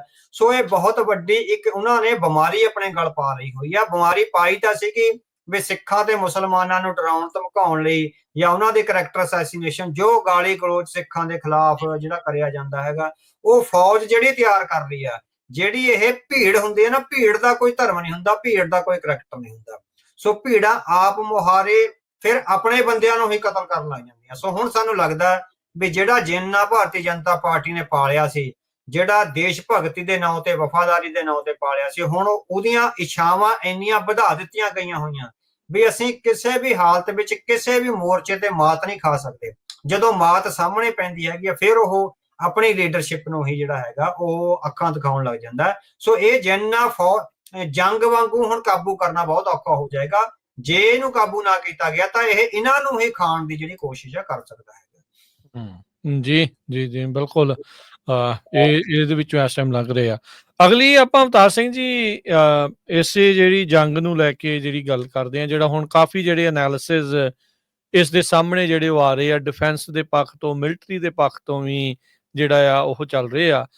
ਪ੍ਰਵੀਨ ਸਾਹਨੀ ਨੇ, ਉਹ ਆਈ ਥਿੰਕ ਕਾਫੀ ਵੱਡੇ ਭਾਰਤ ਦੇ ਇੱਕ ਡਿਫੈਂਸ ਦੇ ਵਿਦਵਾਨ ਨੇ, ਐਨਾਲਿਸਟ ਨੇ। ਉਹਨਾਂ ਦਾ ਕਹਿਣਾ ਆ ਵੀ ਇਹਨਾਂ ਝੜਪਾਂ ਦੇ ਵਿੱਚ ਪਾਕਿਸਤਾਨ ਦਾ ਨੁਕਸਾਨ ਘੱਟ ਕੀਤਾ ਆ ਜਿਹੜਾ ਆ, ਪਰ ਭਾਰਤ ਦੀਆਂ ਕਮਜ਼ੋਰੀਆਂ ਜਿਹੜੀਆਂ ਉਹ ਵੱਧ ਉਜਾਗਰ ਕੀਤੀਆਂ ਆ। ਉਹ ਕਿਵੇਂ ਦੇਖਦੇ ਹੋ ਤੁਸੀਂ ਵੀ ਪਾਕਿਸਤਾਨ ਨੇ ਨੁਕਸਾਨ ਘੱਟ ਕੀਤਾ, ਇਹਨਾਂ ਦੀਆਂ ਕਮਜ਼ੋਰੀਆਂ ਵੱਧ ਆ, ਚੀਨ ਦਾ ਐਂਗਲ ਵੀ? ਆਪਾਂ ਸਾਰਾ ਕੁਝ ਇਹਨੂੰ ਡਿਸਕਸ ਕਰਦੇ, ਕਿੱਦਾਂ ਦੇਖਦੇ ਇਹਨਾਂ ਦੀ ਇਸ ਐਨਾਲਿਸਿਸ ਨੂੰ? ਹਾਂਜੀ ਹਾਂਜੀ, ਸੋ ਭਾਰਤ ਦੇ ਬਹੁਤ ਵੱਡੇ ਰੱਖੇ ਮਹਾਰਾ ਪ੍ਰਵੀਨ ਸਾਹਨੀ, ਸੋ ਉਹਨਾਂ ਦੀ ਜਿਹੜੀ ਵੀਡੀਓ ਆਈ ਹੈ, ਕਾਫੀ ਐਨਾਲਿਸਿਸ ਕਰਿਆ, ਉਹਨਾਂ ਦੇ ਲੇਖ ਵੀ ਕਾਫੀ ਅਖਬਾਰਾਂ 'ਚ ਜਿਹੜੇ ਛਪੇ ਹੈਗੇ। ਉਹਨਾਂ ਨੇ ਹੁਣ ਜਿਹੜਾ ਇਹ ਕਰਿਆ ਹੈਗਾ ਭਾਰਤ ਦੀਆਂ, ਉਹ ਕਹਿੰਦੇ ਭਾਰਤ ਦੀਆਂ ਕਮਜ਼ੋਰੀਆਂ ਉਜਾਗਰ ਹੋਈਆਂ ਨੇ। ਉਹਦੇ 'ਚ ਭਾਰਤ ਦੀ ਜਿਹੜੀ ਟੈਕਨੀਕਲ ਹੈਂਡੀਕੈਪਡਨੈਸ ਹੈਗੀ ਆ, ਉਹ ਕਹਿੰਦੇ ਵੀ ਉਹ ਸਾਹਮਣੇ ਆਈ ਹੈਗੀ ਆ। ਚੀਨ ਨੇ ਜਿਸ ਤਰ੍ਹਾਂ ਆਪਣੀ ਇੱਕ ਤਰ੍ਹਾਂ ਨਾਲ ਬਹੁਤ ਵੱਡੀ ਜਿਹੜੀ ਟੈਕਨੀਕਲ ਆਊਟਪੁੱਟ ਹੈਗੀ ਆ ਜਾਂ ਟੈਕਨੀਕਲ ਨੋ ਹਾਊ ਹੈਗੀ ਆ, ਉਹਦਾ ਜੋ ਵਿਖਾਵਾ ਕਰਿਆ, ਖਾਸ ਕਰਕੇ ਜਿਹੜੇ ਹੈਗੀ ਆ ਸਟ੍ਰੈਟੇਜਿਕ ਵਾਰਫੇਅਰ ਵਿੱਚ, ਉਹਦੇ ਚੋਂ ਜਿਹੜਾ ਸੈਟੇਲਾਈਟਸ ਰਾਹੀਂ ਜਿਹੜੇ ਇੱਕ ਦੂਜੇ ਦੇ ਜਿਹੜੇ ਹੈਗੇ ਇੰਟਰਨੈਟ ਜਾਮ ਕਰਨੇ ਜਾਂ ਉਹਨਾਂ ਦੇ ਜਿਹੜੇ ਸਿਗਨਲ ਜਾਮ ਕਰਨੇ, ਤੇ ਉਹ ਤੋਂ ਬਾਅਦ ਫਿਰ ਆਪਣਾ ਅਪਰ ਹੈਂਡ ਲੈ ਕੇ ਜਿਸ ਕਿਸਮ ਨਾਲ ਹਵਾਈ ਹਮਲੇ ਕਰਕੇ ਉਸ ਦੀ ਧਰਤੀ ਤੇ ਹੀ ਉਹਨਾਂ ਦਾ ਨੁਕਸਾਨ ਕਰ ਦੇਣਾ। ਸੋ ਪ੍ਰਵੀਨ ਸਾਹਨੀ ਦਾ ਕਹਿਣਾ ਹੈ ਵੀ ਭਾਰਤ ਜਿਸ ਕਿਸਮ ਨਾਲ ਆਪਣੇ ਆਪ ਨੂੰ ਸੋਚ ਰਿਹਾ ਸੀ ਵੀ ਅਸੀਂ ਸਮਰੱਥ ਹੈਗੇ ਆ, ਜਦੋਂ ਚਾਈਨਾ ਐਂਟਰ ਹੁੰਦਾ ਤਾਂ ਉਹਦੀ ਸਮਰੱਥਾ ਜਿਹੜੀ ਉਹ ਬੌਣੀ ਹੋ ਜਾਂਦੀ ਹੈਗੀ ਆ, ਉਹਦੇ ਚ ਡਿਵਾਫਨੈਸ ਆ ਜਿਹੜੀ ਆ ਜਾਂਦੀ ਹੈਗੀ ਆ। ਸੋ ਉਹਨਾਂ ਨੇ ਆਖਿਆ ਹੈਗਾ ਵੀ ਪਾਕਿਸਤਾਨ ਦਾ ਨੁਕਸਾਨ ਵੀ ਤਾਂ ਘੱਟ ਹੋਇਆ ਕਿਉਂਕਿ ਚੀਨ ਉਹਨਾਂ ਦੀ ਮਦਦ ਲਈ ਆ ਗਿਆ। ਜੇ ਪਾਕਿਸਤਾਨ ਕੱਲਿਆਂ ਲੜਾਈ ਲੜਦਾ ਤਾਂ ਉਹਦਾ ਵੱਧ ਨੁਕਸਾਨ ਹੈ ਜਿਹੜਾ ਹੋਣਾ ਸੀ। ਉਹਦੇ ਵਿੱਚੋਂ ਭਾਰਤ ਦੀ ਕੈਪੇਬਿਲਿਟੀ ਥੋੜੀ ਜਿਹੀ ਵੱਧ ਹੋ ਸਕਦੀ ਸੀ, ਪਰ ਚਾਈਨਾ ਨੇ ਜਿਸ ਤਰ੍ਹਾਂ ਏਸ਼ੀਆ ਦੇ ਸਮੁੱਚੇ 에ਅਰ ਸਪੇਸ ਤੇ ਆਪਣਾ ਕਬਜ਼ਾ ਜਮਾ ਰੱਖਿਆ ਆਪਣੇ ਸੈਟੇਲਾਈਟਸ ਰਾਹੀਂ, ਉਹਨੇ ਭਾਰਤ ਦੀਆਂ ਚੁਣੌਤੀਆਂ ਔਰ ਕਮਜ਼ੋਰੀਆਂ ਨੂੰ ਜਿਹੜਾ ਹੈਗਾ ਉਜਾਗਰ ਕਰਿਆ। ਪ੍ਰਵੀਨ ਸਾਹਨੀ ਨੇ ਕਾਫੀ ਸਾਰੀਆਂ ਵੀਡੀਓਜ਼ ਵਿੱਚ, ਕਾਫੀ ਸਾਰੇ ਜਿਹੜੇ ਆਰਟੀਕਲਸ ਆ ਉਹਦੇ ਵਿੱਚ ਦੱਸਿਆ ਹੈਗਾ। ਸੋ ਟੈਕਨੀਕਲ ਨੋ ਹਾਊ ਵਿੱਚ ਉਹਨਾਂ ਨੇ ਦੱਸਿਆ ਵੀ ਬਹੁਤ ਵੱਡਾ ਗੈਪ ਹੈਗਾ ਚਾਈਨਾ ਵਰਸਸ ਇੰਡੀਆ ਵਿੱਚ। ਹੁਣ ਉਹ ਕਹਿੰਦੇ ਵੀ ਉਹਨਾਂ ਦੀ ਇੱਕ ਵੀਡੀਓ ਆ ਰਹੀ ਹੈ ਕਿ ਵੀ ਸਾਡੀ, ਕਹਿੰਦੇ ਵੀ ਭਾਰਤ ਦੀ ਜੰਗ ਹਨਾ, ਉਹਨਾਂ ਨੇ ਸਾਡੀ ਸ਼ਬਦ ਵਰਤਿਆ ਵੀ ਭਾਰਤ ਦੀ ਜਿਹੜੀ ਜੰਗ ਹੈਗੀ ਹੁਣ ਪਾਕਿਸਤਾਨ ਨਾਲ ਨਹੀਂ ਹੈਗੀ, ਹੁਣ ਚੀਨ ਨਾਲ ਹੈਗੀ ਆ ਹਨਾ। ਸੋ ਚੀਨ ਨੂੰ ਉਹ ਕਹਿੰਦੇ ਵੀ ਪਾਕਿਸਤਾਨ ਨੂੰ ਤੁਸੀਂ ਹੁਣ ਨਹੀਂ ਹਰਾ ਸਕਦੇ ਕਿਉਂਕਿ ਪਾਕਿਸਤਾਨ ਦੇ ਪਿੱਠ ਤੇ ਚੀਨ ਜਿਹੜਾ ਹੈਗਾ ਲੜ ਰਿਹਾ ਹੈਗਾ। ਸੋ ਚੀਨ ਨੂੰ ਤੁਸੀਂ ਕਦੇ ਵੀ ਨਹੀਂ ਹਰਾ ਸਕਦੇ। ਉਹਨੇ ਸਪਸ਼ਟ ਸ਼ਬਦਾਂ ਵਿੱਚ ਆਖਿਆ ਹੈਗਾ ਵੀ ਚੀਨ ਨੂੰ ਫੌਜ ਦੇ ਖੇਤਰ ਵਿੱਚ ਮਾਤ ਦੇਣੀ ਭਾਰਤ ਦੀ ਕੈਪੇਬਿਲਿਟੀ ਤੋਂ ਬਾਹਰ ਦੀ ਗੱਲ ਹੈਗੀ ਹੈ। ਸੋ ਇਸ ਕਰਕੇ ਚੀਨ ਕਿਉਂਕਿ ਪਾਕਿਸਤਾਨ ਨੂੰ ਸ਼ੀਲਡ ਕਰ ਰਿਹਾ, ਉਸ ਲਈ ਪਾਕਿਸਤਾਨ ਦੀ ਸੇਫਟੀ ਤੇ ਸਿਕਿਉਰਿਟੀ ਜੇ ਚੀਨ ਨੇ ਲੈ ਲਈ ਹੋਈ ਆ ਤਾਂ ਇਟ ਮੀਨਸ ਤੁਸੀਂ ਪਾਕਿਸਤਾਨ ਨੂੰ ਵੀ ਨਹੀਂ ਹਰਾ ਸਕਦੇ। ਸੋ ਇਹ ਪ੍ਰਵੀਨ ਸਾਹਨੀ ਦੇ ਜਿਹੜੇ ਹੈਗੇ ਆ ਐਨਾਲਿਸਿਸ ਆ ਬਹੁਤ ਵੱਡੇ, ਉਹ ਅੱਜ ਨਹੀਂ ਬੋਲਣ ਲੱਗੇ, ਉਹ ਪਿਛਲੇ 10 ਸਾਲਾਂ ਤੋਂ ਆ ਜਿਹੜੇ ਉਹਨਾਂ ਦਾ ਜਿਹੜਾ ਚੈਨਲ ਆ ਫੋਰਸ ਉਹਦੇ ਤੇ ਬੋਲ ਰਹੇ ਆ। ਉਹ ਡਿਫੈਂਸ ਦੇ ਬਹੁਤ ਵੱਡੇ ਜਿਹੜੇ ਮਾਹਰ ਹੈਗੇ ਆ, ਉਹਨੇ ਜਿਹੜੀਆਂ 에ਅਰ ਇਨਕੈਪੇਬਿਲਿਟੀਜ਼ ਆ, ਚਾਹੇ ਰਾਫੇਲ ਦੀ ਸੀ, ਚਾਹੇ ਹੋਰ ਫਾਈਟਰ ਜੈਟਸ ਦੀ ਸੀ, ਚਾਹੇ ਟੈਂਕਾਂ ਦੀ ਗਿਣਤੀ ਘੱਟ ਆ, ਚਾਹੇ ਅਮਨੀਸ਼ਨ ਦੀ ਕਮੀ ਆ, ਤੁਸੀਂ ਦੇਖੋ ਉਹਨਾਂ ਦੇ ਜੇ ਪੁਰਾਣੇ ਤੁਸੀਂ ਪਿਛਲੇ 8-9 ਸਾਲਾਂ ਤੋਂ ਦੇਖਦੇ ਆ, ਉਹ ਲਗਾਤਾਰ ਇਹਦੇ ਤੇ ਕਰ ਰਹੇ ਹੈਗੇ ਆ। ਉਹ ਇਹ ਲੈਪਸ ਇਹ ਅੱਜ ਨਹੀਂ, ਉਹ ਉਹਨਾਂ ਦੇ ਜਿਹੜੇ ਸਾਰੇ ਵਿਚਾਰ ਸੀ ਉਹ ਸਹੀ ਸਾਬਤ ਹੋਏ ਆ। ਸੋ ਭਾਰਤ ਦੀ ਮਿਲਟਰੀ ਵਿੱਚ ਜਿਹੜੇ ਲੈਪਸਿਸ ਸੀਗੇ ਉਹ ਅੱਜ ਪੂਰੀ ਤਰ੍ਹਾਂ ਉਜਾਗਰ ਹੋਇਆ ਔਰ ਉਹ ਉਹਨਾਂ ਦੀਆਂ ਜਿਹੜੀਆਂ ਭਵਿੱਖਬਾਣੀਆਂ ਸੀ ਉਹ ਸਹੀ ਸਾਬਤ ਹੋਈਆਂ ਨੇ। ਜੀ, ਕੀ ਮਹਿੰਗੇ ਜਹਾਜ਼ ਜਾਂ ਟੌਪ ਦੇ ਜਹਾਜ਼ ਇਕੱਲੇ ਖਰੀਦਣ ਦੇ ਨਾਲ ਵਾਕਈ ਕੈਪੇਬਿਲਿਟੀ ਬਣ ਜਾਂਦੀ ਆ? ਚਲਾਉਣ ਵਾਲੇ ਵੀ ਚਾਹੀਦੇ ਆ, ਉਹ ਸਾਰੀਆਂ ਚੀਜ਼ਾਂ ਵੀ ਚਾਹੀਦੀਆਂ। ਕੀ ਭਾਰਤ ਉੱਥੇ ਵੀ ਲੈਕ ਕਰ ਰਿਹਾ? ਨਹੀਂ, ਉਹ ਟੈਕਨੋਲੋਜੀਕਲ ਨੋ ਹਾਊ ਆ ਜਿਹੜਾ ਇੱਕ ਦੂਜੇ ਦੇ ਜਿਹੜੇ ਹੈਗੇ ਆ ਨਾ ਵੀ ਆਪਣੇ ਜਾਮ ਕਰਦੇ ਨੇ ਜਿਹੜੇ ਤੁਹਾਡੇ ਨੈਵੀਗੇਸ਼ਨ ਸਿਸਟਮਸ ਹੈਗੇ ਆ। ਸੋ ਇਹ ਜਿਹੜਾ ਵੱਧ ਕੈਪੇਬਲ ਹੋਊਗਾ, ਜਿਹਦੇ ਵੱਧ ਸਟਰੋਂਗ ਸੈਟੇਲਾਈਟਸ ਆ, ਦੂਜੇ ਮੁਲਕ ਦੇ ਜਿਹੜੇ ਸੈਟੇਲਾਈਟਸ ਦੀਆਂ ਜਿਹੜੀਆਂ ਮੂਵਮੈਂਟਸ ਆ ਉਹਨੂੰ ਜਿਹੜਾ ਹੈਗਾ ਉਹ ਜਾਮ ਕਰ ਸਕਦਾ। ਈਵਨ ਇਹ ਵੀ ਹੋ ਸਕਦਾ ਵੀ ਚਾਈਨਾ ਨੇ ਜਿਹੜੇ ਇੰਡੀਆ ਦੇ ਸੈਟੇਲਾਈਟਸ ਆ ਉਹਨਾਂ ਦੀ ਜਿਹੜੀ ਇਮੇਜ ਸੈਂਡ ਕਰਨ ਦੀ, ਉੱਪਰੋਂ ਥੱਲੇ ਆਪਣੇ ਹੈੱਡਕੁਆਰਟਰ ਨੂੰ ਇਮੇਜ ਸੈਂਡ ਕਰਨ ਦੀ, ਜਾਂ ਜਿਹੜੀ ਪੋਜੀਸ਼ਨਿੰਗ ਆ ਪਾਕਿਸਤਾਨੀ ਫੋਰਸਿਸ ਦੀ ਉਹਦੇ ਬਾਰੇ ਜਿਹੜਾ ਡਾਟਾ ਦੇਣ ਦੀ ਜਿਹੜੀ ਸਮਰੱਥਾ ਹੈਗੀ ਆ, ਉਹਦੇ ਤੇ ਵੀ ਸੰਨ ਲਾਈ ਹੋਵੇ ਨਾ। ਸੋ ਕਿਉਂਕਿ ਆਪਾਂ ਕੋਈ ਇੰਨੇ ਮਿਲਟਰੀ ਦੇ ਮਾਹਰ ਨਹੀਂ ਹੈਗੇ, ਇਸ ਵਾਰਫੇਅਰ ਦੇ ਆਪਾਂ ਐਕਸਪਰਟ ਨਹੀਂ ਹੈਗੇ, ਜਸਟ ਸਪੈਕੂਲੇਟ ਹੀ ਹੈਗਾ ਜਿਹੜਾ ਉਹ ਕਰ ਰਹੇ ਹੈਗੇ। ਸੋ ਉਹਦੇ ਚੋਂ ਵੀ ਟੈਕਨੀਕਲ ਨੋ ਹਾਊ ਹੈਗੀ ਹੈ, ਜਿਹੜੀ 에ਅਰ ਡਿਫੈਂਸ ਸਿਸਟਮ ਦੀ ਜਿਹੜੀ ਟੈਕਨੀਕਲ ਨੋ ਹਾਊ ਹੈਗੀ ਹੈ, ਹੁਣ ਜਿਹਦਾ ਉਹਦੇ ਵਿੱਚ ਅਪਰ ਹੈਂਡ ਹੈਗਾ, ਉਹ ਜਿਹੜਾ ਕੈਪੇਬਲ ਆ ਜਿਹੜਾ ਹੋਏਗਾ।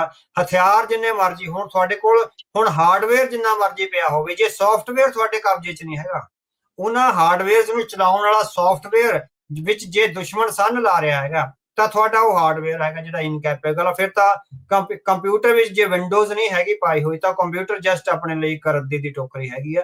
ਸੋ ਉਹਦਾ ਆਪਾਂ ਨੂੰ ਕੋਈ ਇਸ ਤਰ੍ਹਾਂ ਦਾ ਨਹੀਂ। ਸੋ ਸੌਫਟਵੇਅਰ ਇਕੁਇਵਲੈਂਟ ਟੂ ਹਾਰਡਵੇਅਰ ਆ। ਜੇ ਉਹ ਇੱਕੋ ਵੇਵਲੈਂਥ ਤੇ ਕੰਮ ਕਰਦੇ ਆ ਜਾਂ ਉਹਨਾਂ ਦੇ ਕੰਮ ਕਰਨ ਦੀ ਸਮਰੱਥਾ ਵਿੱਚ ਕੋਈ ਬਾਧਾ ਨਹੀਂ ਪੈਂਦੀ, ਫਿਰ ਉਹ ਕੈਪੇਬਲ ਹੈਗੇ ਆ। ਵਰਨਾ ਹੈਗੇ ਆ ਵੀ ਉਹ ਮਿੱਟੀ ਦੀ ਢੇਰ ਹੈਗੇ ਨੇ ਜੀ। ਕੀ ਭਾਰਤ ਇੱਥੇ ਉਹਨਾਂ ਨੂੰ ਇਦਾਂ ਲੱਗਦਾ ਸੀਗਾ ਵੀ ਸ਼ਾਇਦ ਪਾਕਿਸਤਾਨ ਦੇ ਨਾਲ ਕੋਈ ਖੜੂਗਾ ਨਹੀਂ? ਉਹਨਾਂ ਨੂੰ ਕੋਈ ਨੌਲੇਜ ਨਹੀਂ ਸੀ ਵੀ ਚਾਈਨਾ ਉਹਨਾਂ ਦੀ ਏਡੀ ਡਟ ਕੇ ਸਪੋਰਟ ਕਰੂਗਾ? ਬਹੁਤ ਸਾਰੇ ਮਿਲਟਰੀ ਰਸਾਲਿਆਂ ਦੇ ਵਿੱਚ S-400 ਨੂੰ ਲੈ ਕੇ ਵੀ ਛਪਿਆ ਹੈ ਵੀ ਭਾਈ ਉਹਦੀ ਤਾਂ ਓਬੀਚੁਰੀ ਜਿੱਦਾਂ ਕਹਿੰਦੇ ਆ ਵੀ ਸ਼ਰਧਾਂਜਲੀ ਇੱਕ ਹਿਸਾਬ ਦੇ ਨਾਲ ਉਹਦੀ ਜਿਹੜੀ ਉਹ ਲਿਖੀ ਗਈ ਆ। ਰਫਾਇਲ ਨੂੰ ਲੈ ਕੇ ਵੀ ਜਿਹੜੀ ਉਹ ਚੀਜ਼ਾਂ ਜਿਹੜੀਆਂ ਉਹ ਮਿਲਟਰੀ ਦੇ ਕਈ ਰਸਾਲਿਆਂ ਦੇ ਵਿੱਚ ਜਿਹੜੀਆਂ ਉਹ ਆਈਆਂ ਆ। ਸੋ ਭਾਰਤ ਕਾਫੀ ਵੱਡੀ ਚੂਕ ਕਰ ਗਿਆ ਇਹ ਜਾਣਨ ਦੇ ਵਿੱਚ ਵੀ ਕੋਈ ਉਹਨਾਂ ਦੇ ਨਾਲ ਖੜ ਜਾਊਗਾ। ਉਹਨਾਂ ਨੂੰ ਚਾਈਨਾ ਬਾਰੇ ਭਾਰਤ ਨੂੰ ਸਭ ਤੋਂ ਵੱਡਾ ਜਿਹੜਾ ਸੀਗਾ ਵੀ ਚਾਈਨਾ ਇਸ ਲੈਵਲ ਤੇ ਪਾਕਿਸਤਾਨ ਦੀ ਹਮਾਇਤ ਤੇ ਨਹੀਂ ਆ। ਸੋ ਉਹ ਵੱਡੀ ਉਹਨਾਂ ਦਾ ਡਿਪਲੋਮੈਟਿਕ ਐਰਰ ਨਹੀਂ ਹੈਗਾ ਵੀ ਉਹਨਾਂ ਨੂੰ ਸ਼ੱਕ ਸੀ ਵੀ ਇਸ ਲੈਵਲ ਤੇ ਸ਼ਾਇਦ ਨਾ ਆਵੇ ਵੀ ਅਸੀਂ ਐਂਟੀ ਟੈਰਰਿਜ਼ਮ ਐਕਟ ਜਾਂ ਕਰਕੇ ਤੇ ਉਹ ਜਿਹੜੇ ਹੈਗੇ ਹਮਲੇ ਕਰਦੇ ਰਹਾਂਗੇ ਤੇ ਚਾਈਨਾ ਮੂਕ ਦਰਸ਼ਕ, ਕਿਉਂਕਿ ਚਾਈਨਾ ਦੀ ਡਿਪਲੋਮੇਸੀ ਨੂੰ ਸਮਝਣਾ ਕਾਫੀ ਔਖਾ, ਬੜੀ ਗੁੰਝਲਦਾਰ ਡਿਪਲੋਮੇਸੀ। ਉਹ ਬੋਲਦੇ ਘੱਟ ਨੇ, ਅੰਦਰੋਂ ਅੰਦਰੀ ਜਿਹੜਾ ਕਾਰਜ ਆ ਉਹ ਜ਼ਿਆਦਾ ਹੈਗੇ ਆ ਕਰ ਜਾਂਦੇ। ਈਵਨ ਅਮਰੀਕਾ ਨਾਲ ਵੀ ਹੁਣ ਡੋਨਾਲਡ ਟਰੰਪ ਦੇ ਬਿਆਨਾਂ ਦੇ ਮੁਕਾਬਲੇ ਤੇ ਜਿਹੜਾ ਹੈਗਾ ਚਾਈਨਾ ਦੇ ਬਿਆਨ ਉਹਨੇ ਅਗਰੈਸਿਵ ਨਹੀਂ ਸੀ ਆਏ, ਪਰ ਭਾਰਤ ਔਰ ਪਾਕਿਸਤਾਨ ਦੇ ਮੁਕਾਬਲੇ ਤੇ ਉਹਨਾਂ ਦੇ ਦੋ ਜਿਹੜੇ ਸਪੋਕਸ ਪਰਸਨ ਆ ਬਹੁਤ ਅਗਰੈਸਿਵ ਬਿਆਨ ਆਇਰਨ ਕਲੈਡ ਫਰੈਂਡ ਵਾਂਗੂ ਜਿਹੜੇ ਉਹਨਾਂ ਦੇ ਬਿਆਨ ਹੈਗੇ ਆ ਉਹ ਆਏ ਹੈਗੇ ਆ। ਸੋ ਇਹ ਹੁਣ ਦੱਖਣੀ ਏਸ਼ੀਆ ਵਿੱਚ ਬਹੁਤ ਲੰਮੇ ਸਮੇਂ ਤੋਂ ਬਾਅਦ ਸਥਿਤੀ ਕਲੀਅਰ ਹੋਈ ਹੈ ਡਿਪਲੋਮੇਸੀ ਦੀ, ਵੀ ਡੀਮਾਰਕੇਸ਼ਨ ਹੋਈ, ਹੱਦਬੰਦੀ ਹੋਈ ਵੀ ਕੌਣ ਕਿਹਦੇ ਨਾਲ ਖੜਾ ਹੈਗਾ, ਹੈ। ਸੋ ਹੁਣ ਜਿਸ ਤੇਜ਼ੀ ਨਾਲ ਜਿਹੜੇ ਹੈਗੇ ਹਾਲਾਤ ਸਾਹਮਣੇ ਆਏ ਹੈਗੇ ਆ, ਸੋ ਭਾਰਤ ਨੂੰ ਇਹ ਆਸ਼ੰਕਾ ਸੀ ਵੀ ਚੀਨ ਇੰਨੀ ਸਖਤੀ ਨਾਲ ਤੇ ਇੰਨੀ ਪ੍ਰਤੀਬੱਧਤਾ ਨਾਲ ਪਾਕਿਸਤਾਨ ਦੇ ਹੱਕ ਵਿੱਚ ਨਹੀਂ ਖੜੇਗਾ ਜਿੱਥੋਂ ਉਹਨਾਂ ਨੇ ਚੋਕ ਖਾਧੀ। ਸੋ ਜਿਉਂ ਹੀ ਉਹ ਇੱਕਦਮ ਆਇਆ, ਤੁਸੀਂ ਦੇਖੋ ਵੀ ਇੱਕਦਮ ਜੰਗ ਉਸੇ ਕਰਕੇ ਲਪੇਟ ਵੀ ਲਈ ਗਈ ਨਾ। ਜੇ ਜਿਉਂ ਹੀ ਚਾਈਨਾ ਵਾਲਾ ਫੈਕਟਰ ਅਗਰੈਸਿਵ ਹੋਇਆ, ਇੱਕਦਮ ਭਾਰਤ ਨੇ ਜੰਗ ਨੂੰ ਲਪੇਟ ਲਿਆ। ਉਹ ਤੋਂ ਬਾਅਦ ਕੋਈ ਜੰਗੀ ਫਰਮਾਨ ਨਹੀਂ, ਕੋਈ ਨਾਰਾ ਨਹੀਂ, ਕੋਈ ਕੁਛ ਨਹੀਂ, ਇੱਕਦਮ ਸਾਰਾ ਕੁਛ ਹੀ ਜਿਹੜਾ ਆਰੋਪ ਕਰ ਦਿੱਤਾ। ਉਹਨਾਂ ਦੀ ਇਹ ਅਸਲ 'ਚ ਉਹਨਾਂ ਲਈ ਵੀ ਪਹਿਲਾ ਟੈਸਟ ਸੀ। ਸੋ ਉਹਨਾਂ ਨੇ ਪਹਿਲੇ ਟੈਸਟ ਵਿੱਚ ਜਿਹੜੇ ਸਬਕ ਲਏ ਆ, ਹੁਣ ਉਹ ਤੋਂ ਬਾਅਦ ਉਹ ਗਾਂ ਨੂੰ ਕੀ ਕਰਦੇ ਹੈਗਾ ਉਹ ਇਹਦੇ ਤੇ ਡਿਪੈਂਡ ਕਰੂਗਾ ਵੀ ਉਹ ਕਿਸ ਤਰ੍ਹਾਂ ਦੀ ਕਾਰਵਾਈ ਜਾਂ ਕਿਸ ਤਰ੍ਹਾਂ ਦੀ ਸਟ੍ਰੈਟਜੀ ਬਣਾ ਕੇ ਸਾਹਮਣੇ ਆਉਂਦੇ ਹੈਗੇ ਆ। ਅੱਛਾ, ਹੁਣ ਕਈ ਵੀਕ ਹੋ ਗਏ ਇਹਨਾਂ ਨੇ ਆਪਣਾ ਐਨਾਲਿਸਿਸ ਜਿਹੜਾ ਉਹ ਕੀਤਾ। ਹੋ ਸਕਦਾ ਪ੍ਰਵੀਨ ਸਾਨੀ ਹੁਣਾਂ ਦਾ ਵੀ ਇਹ ਮੰਨਣਾ ਹੈ, ਕਹਿਣਾ ਆ ਵੀ ਭਾਰਤ ਆਪਣੀਆਂ ਕਮਜ਼ੋਰੀਆਂ ਦੀ ਸਮੀਖਿਆ ਕਰਕੇ ਪਾਕਿਸਤਾਨ ਦੇ ਉੱਤੇ ਕੁਝ ਸਮੇਂ ਬਾਅਦ ਦੁਬਾਰਾ ਜੰਗੀ ਜਿਹੜਾ ਮਾਹੌਲ ਬਣਾ ਸਕਦਾ ਆ। ਆਪਾਂ ਦੇਖ ਰਹੇ ਹਾਂ ਜਦੋਂ ਹੁਣ ਆਪਾਂ ਗੱਲ ਕਰ ਰਹੇ ਹਾਂ ਮੌਕ ਡਰਿੱਲਾਂ, ਬਲੈਕ ਆਊਟ ਇੱਕ ਵਾਰੀ ਫੇਰ ਦੁਬਾਰਾ ਪੰਜਾਬ ਦੇ ਵਿੱਚ ਜਿਹੜੇ ਉਹ ਕੀਤੇ ਜਾ ਰਹੇ ਆ। ਸੋ ਇਹ ਕਾਫੀ ਗੰਭੀਰ ਟਿੱਪਣੀ ਹੈ। ਕੀ ਵਾਕਿਆ ਆਪਾਂ ਉਸ ਪਾਸੇ ਵੱਲ ਨੂੰ ਵੱਧ ਰਹੇ ਹਾਂ ਫਿਰ? ਹਾਂਜੀ, ਹੋ ਸਕਦਾ ਹੈਗਾ, ਕਿਉਂਕਿ ਉਹਨਾਂ ਨੇ ਪਾਕਿਸਤਾਨ ਬਾਰੇ ਵੀ ਇਹੀ ਗੱਲ ਕਹੀ ਹੈ ਵੀ ਪਾਕਿਸਤਾਨ ਨੂੰ ਭਾਰਤ ਦੀਆਂ ਜਿਹੜੀਆਂ ਕਮਜ਼ੋਰੀਆਂ ਦਾ ਅਹਿਸਾਸ ਹੋਇਆ, ਉਸ ਅਹਿਸਾਸ ਦੇ ਜਜ਼ਬੇ ਚੋਂ ਵੀ ਉਹ ਪਾਕਿਸਤਾਨ ਵੀ 6-7 ਮਹੀਨਿਆਂ ਬਾਅਦ ਕੋਈ ਐਡਵੈਂਚਰ ਆ, ਜਿਸ ਤਰ੍ਹਾਂ ਵੀ ਕਸ਼ਮੀਰ 'ਚ ਕੋਈ ਹੋਰ ਘਟਨਾ ਕਰਵਾ ਦੇਵੇ ਜਾਂ ਇਸ ਤਰ੍ਹਾਂ ਦਾ ਕੁਛ ਹੈ ਜਿਹੜਾ ਕਰ ਸਕਦਾ। ਤੇ ਭਾਰਤ ਵੱਲੋਂ ਵੀ ਹੋ ਸਕਦਾ ਵੀ ਉਹ ਚਾਈਨਾ ਨਾਲ ਡਿਪਲੋਮੈਟਿਕ ਰਿਲੇਸ਼ਨ ਵਧੀਆ ਕਰ ਲਵੇ, ਪਰ ਸਾਨੂੰ ਲੱਗਦਾ ਨਹੀਂ ਵੀ ਚਾਈਨਾ ਜਿਹੜਾ ਹੈਗਾ ਇਸ ਲੈਵਲ ਤੇ ਜਿਹੜਾ ਹੈਗਾ ਹਾਲ ਦੀ ਘੜੀ, ਕਿਉਂਕਿ ਪਾਕਿਸਤਾਨ ਵਿੱਚ ਉਹਦੇ ਵੱਡੇ ਇੰਟਰਸਟ ਨੇ, ਉਹ ਪੋਰਟ ਵਗੈਰਾ ਬਣਾ ਰਿਹਾ ਤੇ ਸੀ ਪੈਕ ਆ ਜਿਹੜਾ ਉਹਦੇ ਨਾਲ ਆ ਰਿਹਾ। ਸੋ ਹੁਣ ਤਾਂ ਅਫਗਾਨਿਸਤਾਨ ਦੇ ਵੀ ਅੱਜ ਵਿਦੇਸ਼ ਮੰਤਰੀ ਦਾ ਆ ਗਿਆ ਹੋਇਆ ਵੀ ਜਿਹੜਾ ਵੀ ਬੰਦਾ ਅਫਗਾਨਿਸਤਾਨ ਵਿੱਚ ਜਿਹੜੀ ਵੀ ਸੰਸਥਾ ਜਾਂ ਸਰਕਾਰ ਆ ਅਫਗਾਨਿਸਤਾਨ ਵਿੱਚ ਚੀਨ ਦੇ ਹਿੱਤਾਂ ਦਾ ਵਿਰੋਧ ਕਰੂਗੀ, ਅਸੀਂ ਉਹਦੇ ਖਿਲਾਫ ਡਟ ਕੇ ਚੱਲਾਂਗੇ। ਸੋ ਅਫਗਾਨਿਸਤਾਨ ਵੀ ਜਿਹੜਾ ਹੈਗਾ ਹੌਲੀ ਹੌਲੀ ਜਿਹੜਾ ਚੀਨ ਵਾਲੇ ਪਾਸੇ ਜਿਹੜਾ ਜਾਂਦਾ ਲੱਗ ਰਿਹਾ ਹੈਗਾ।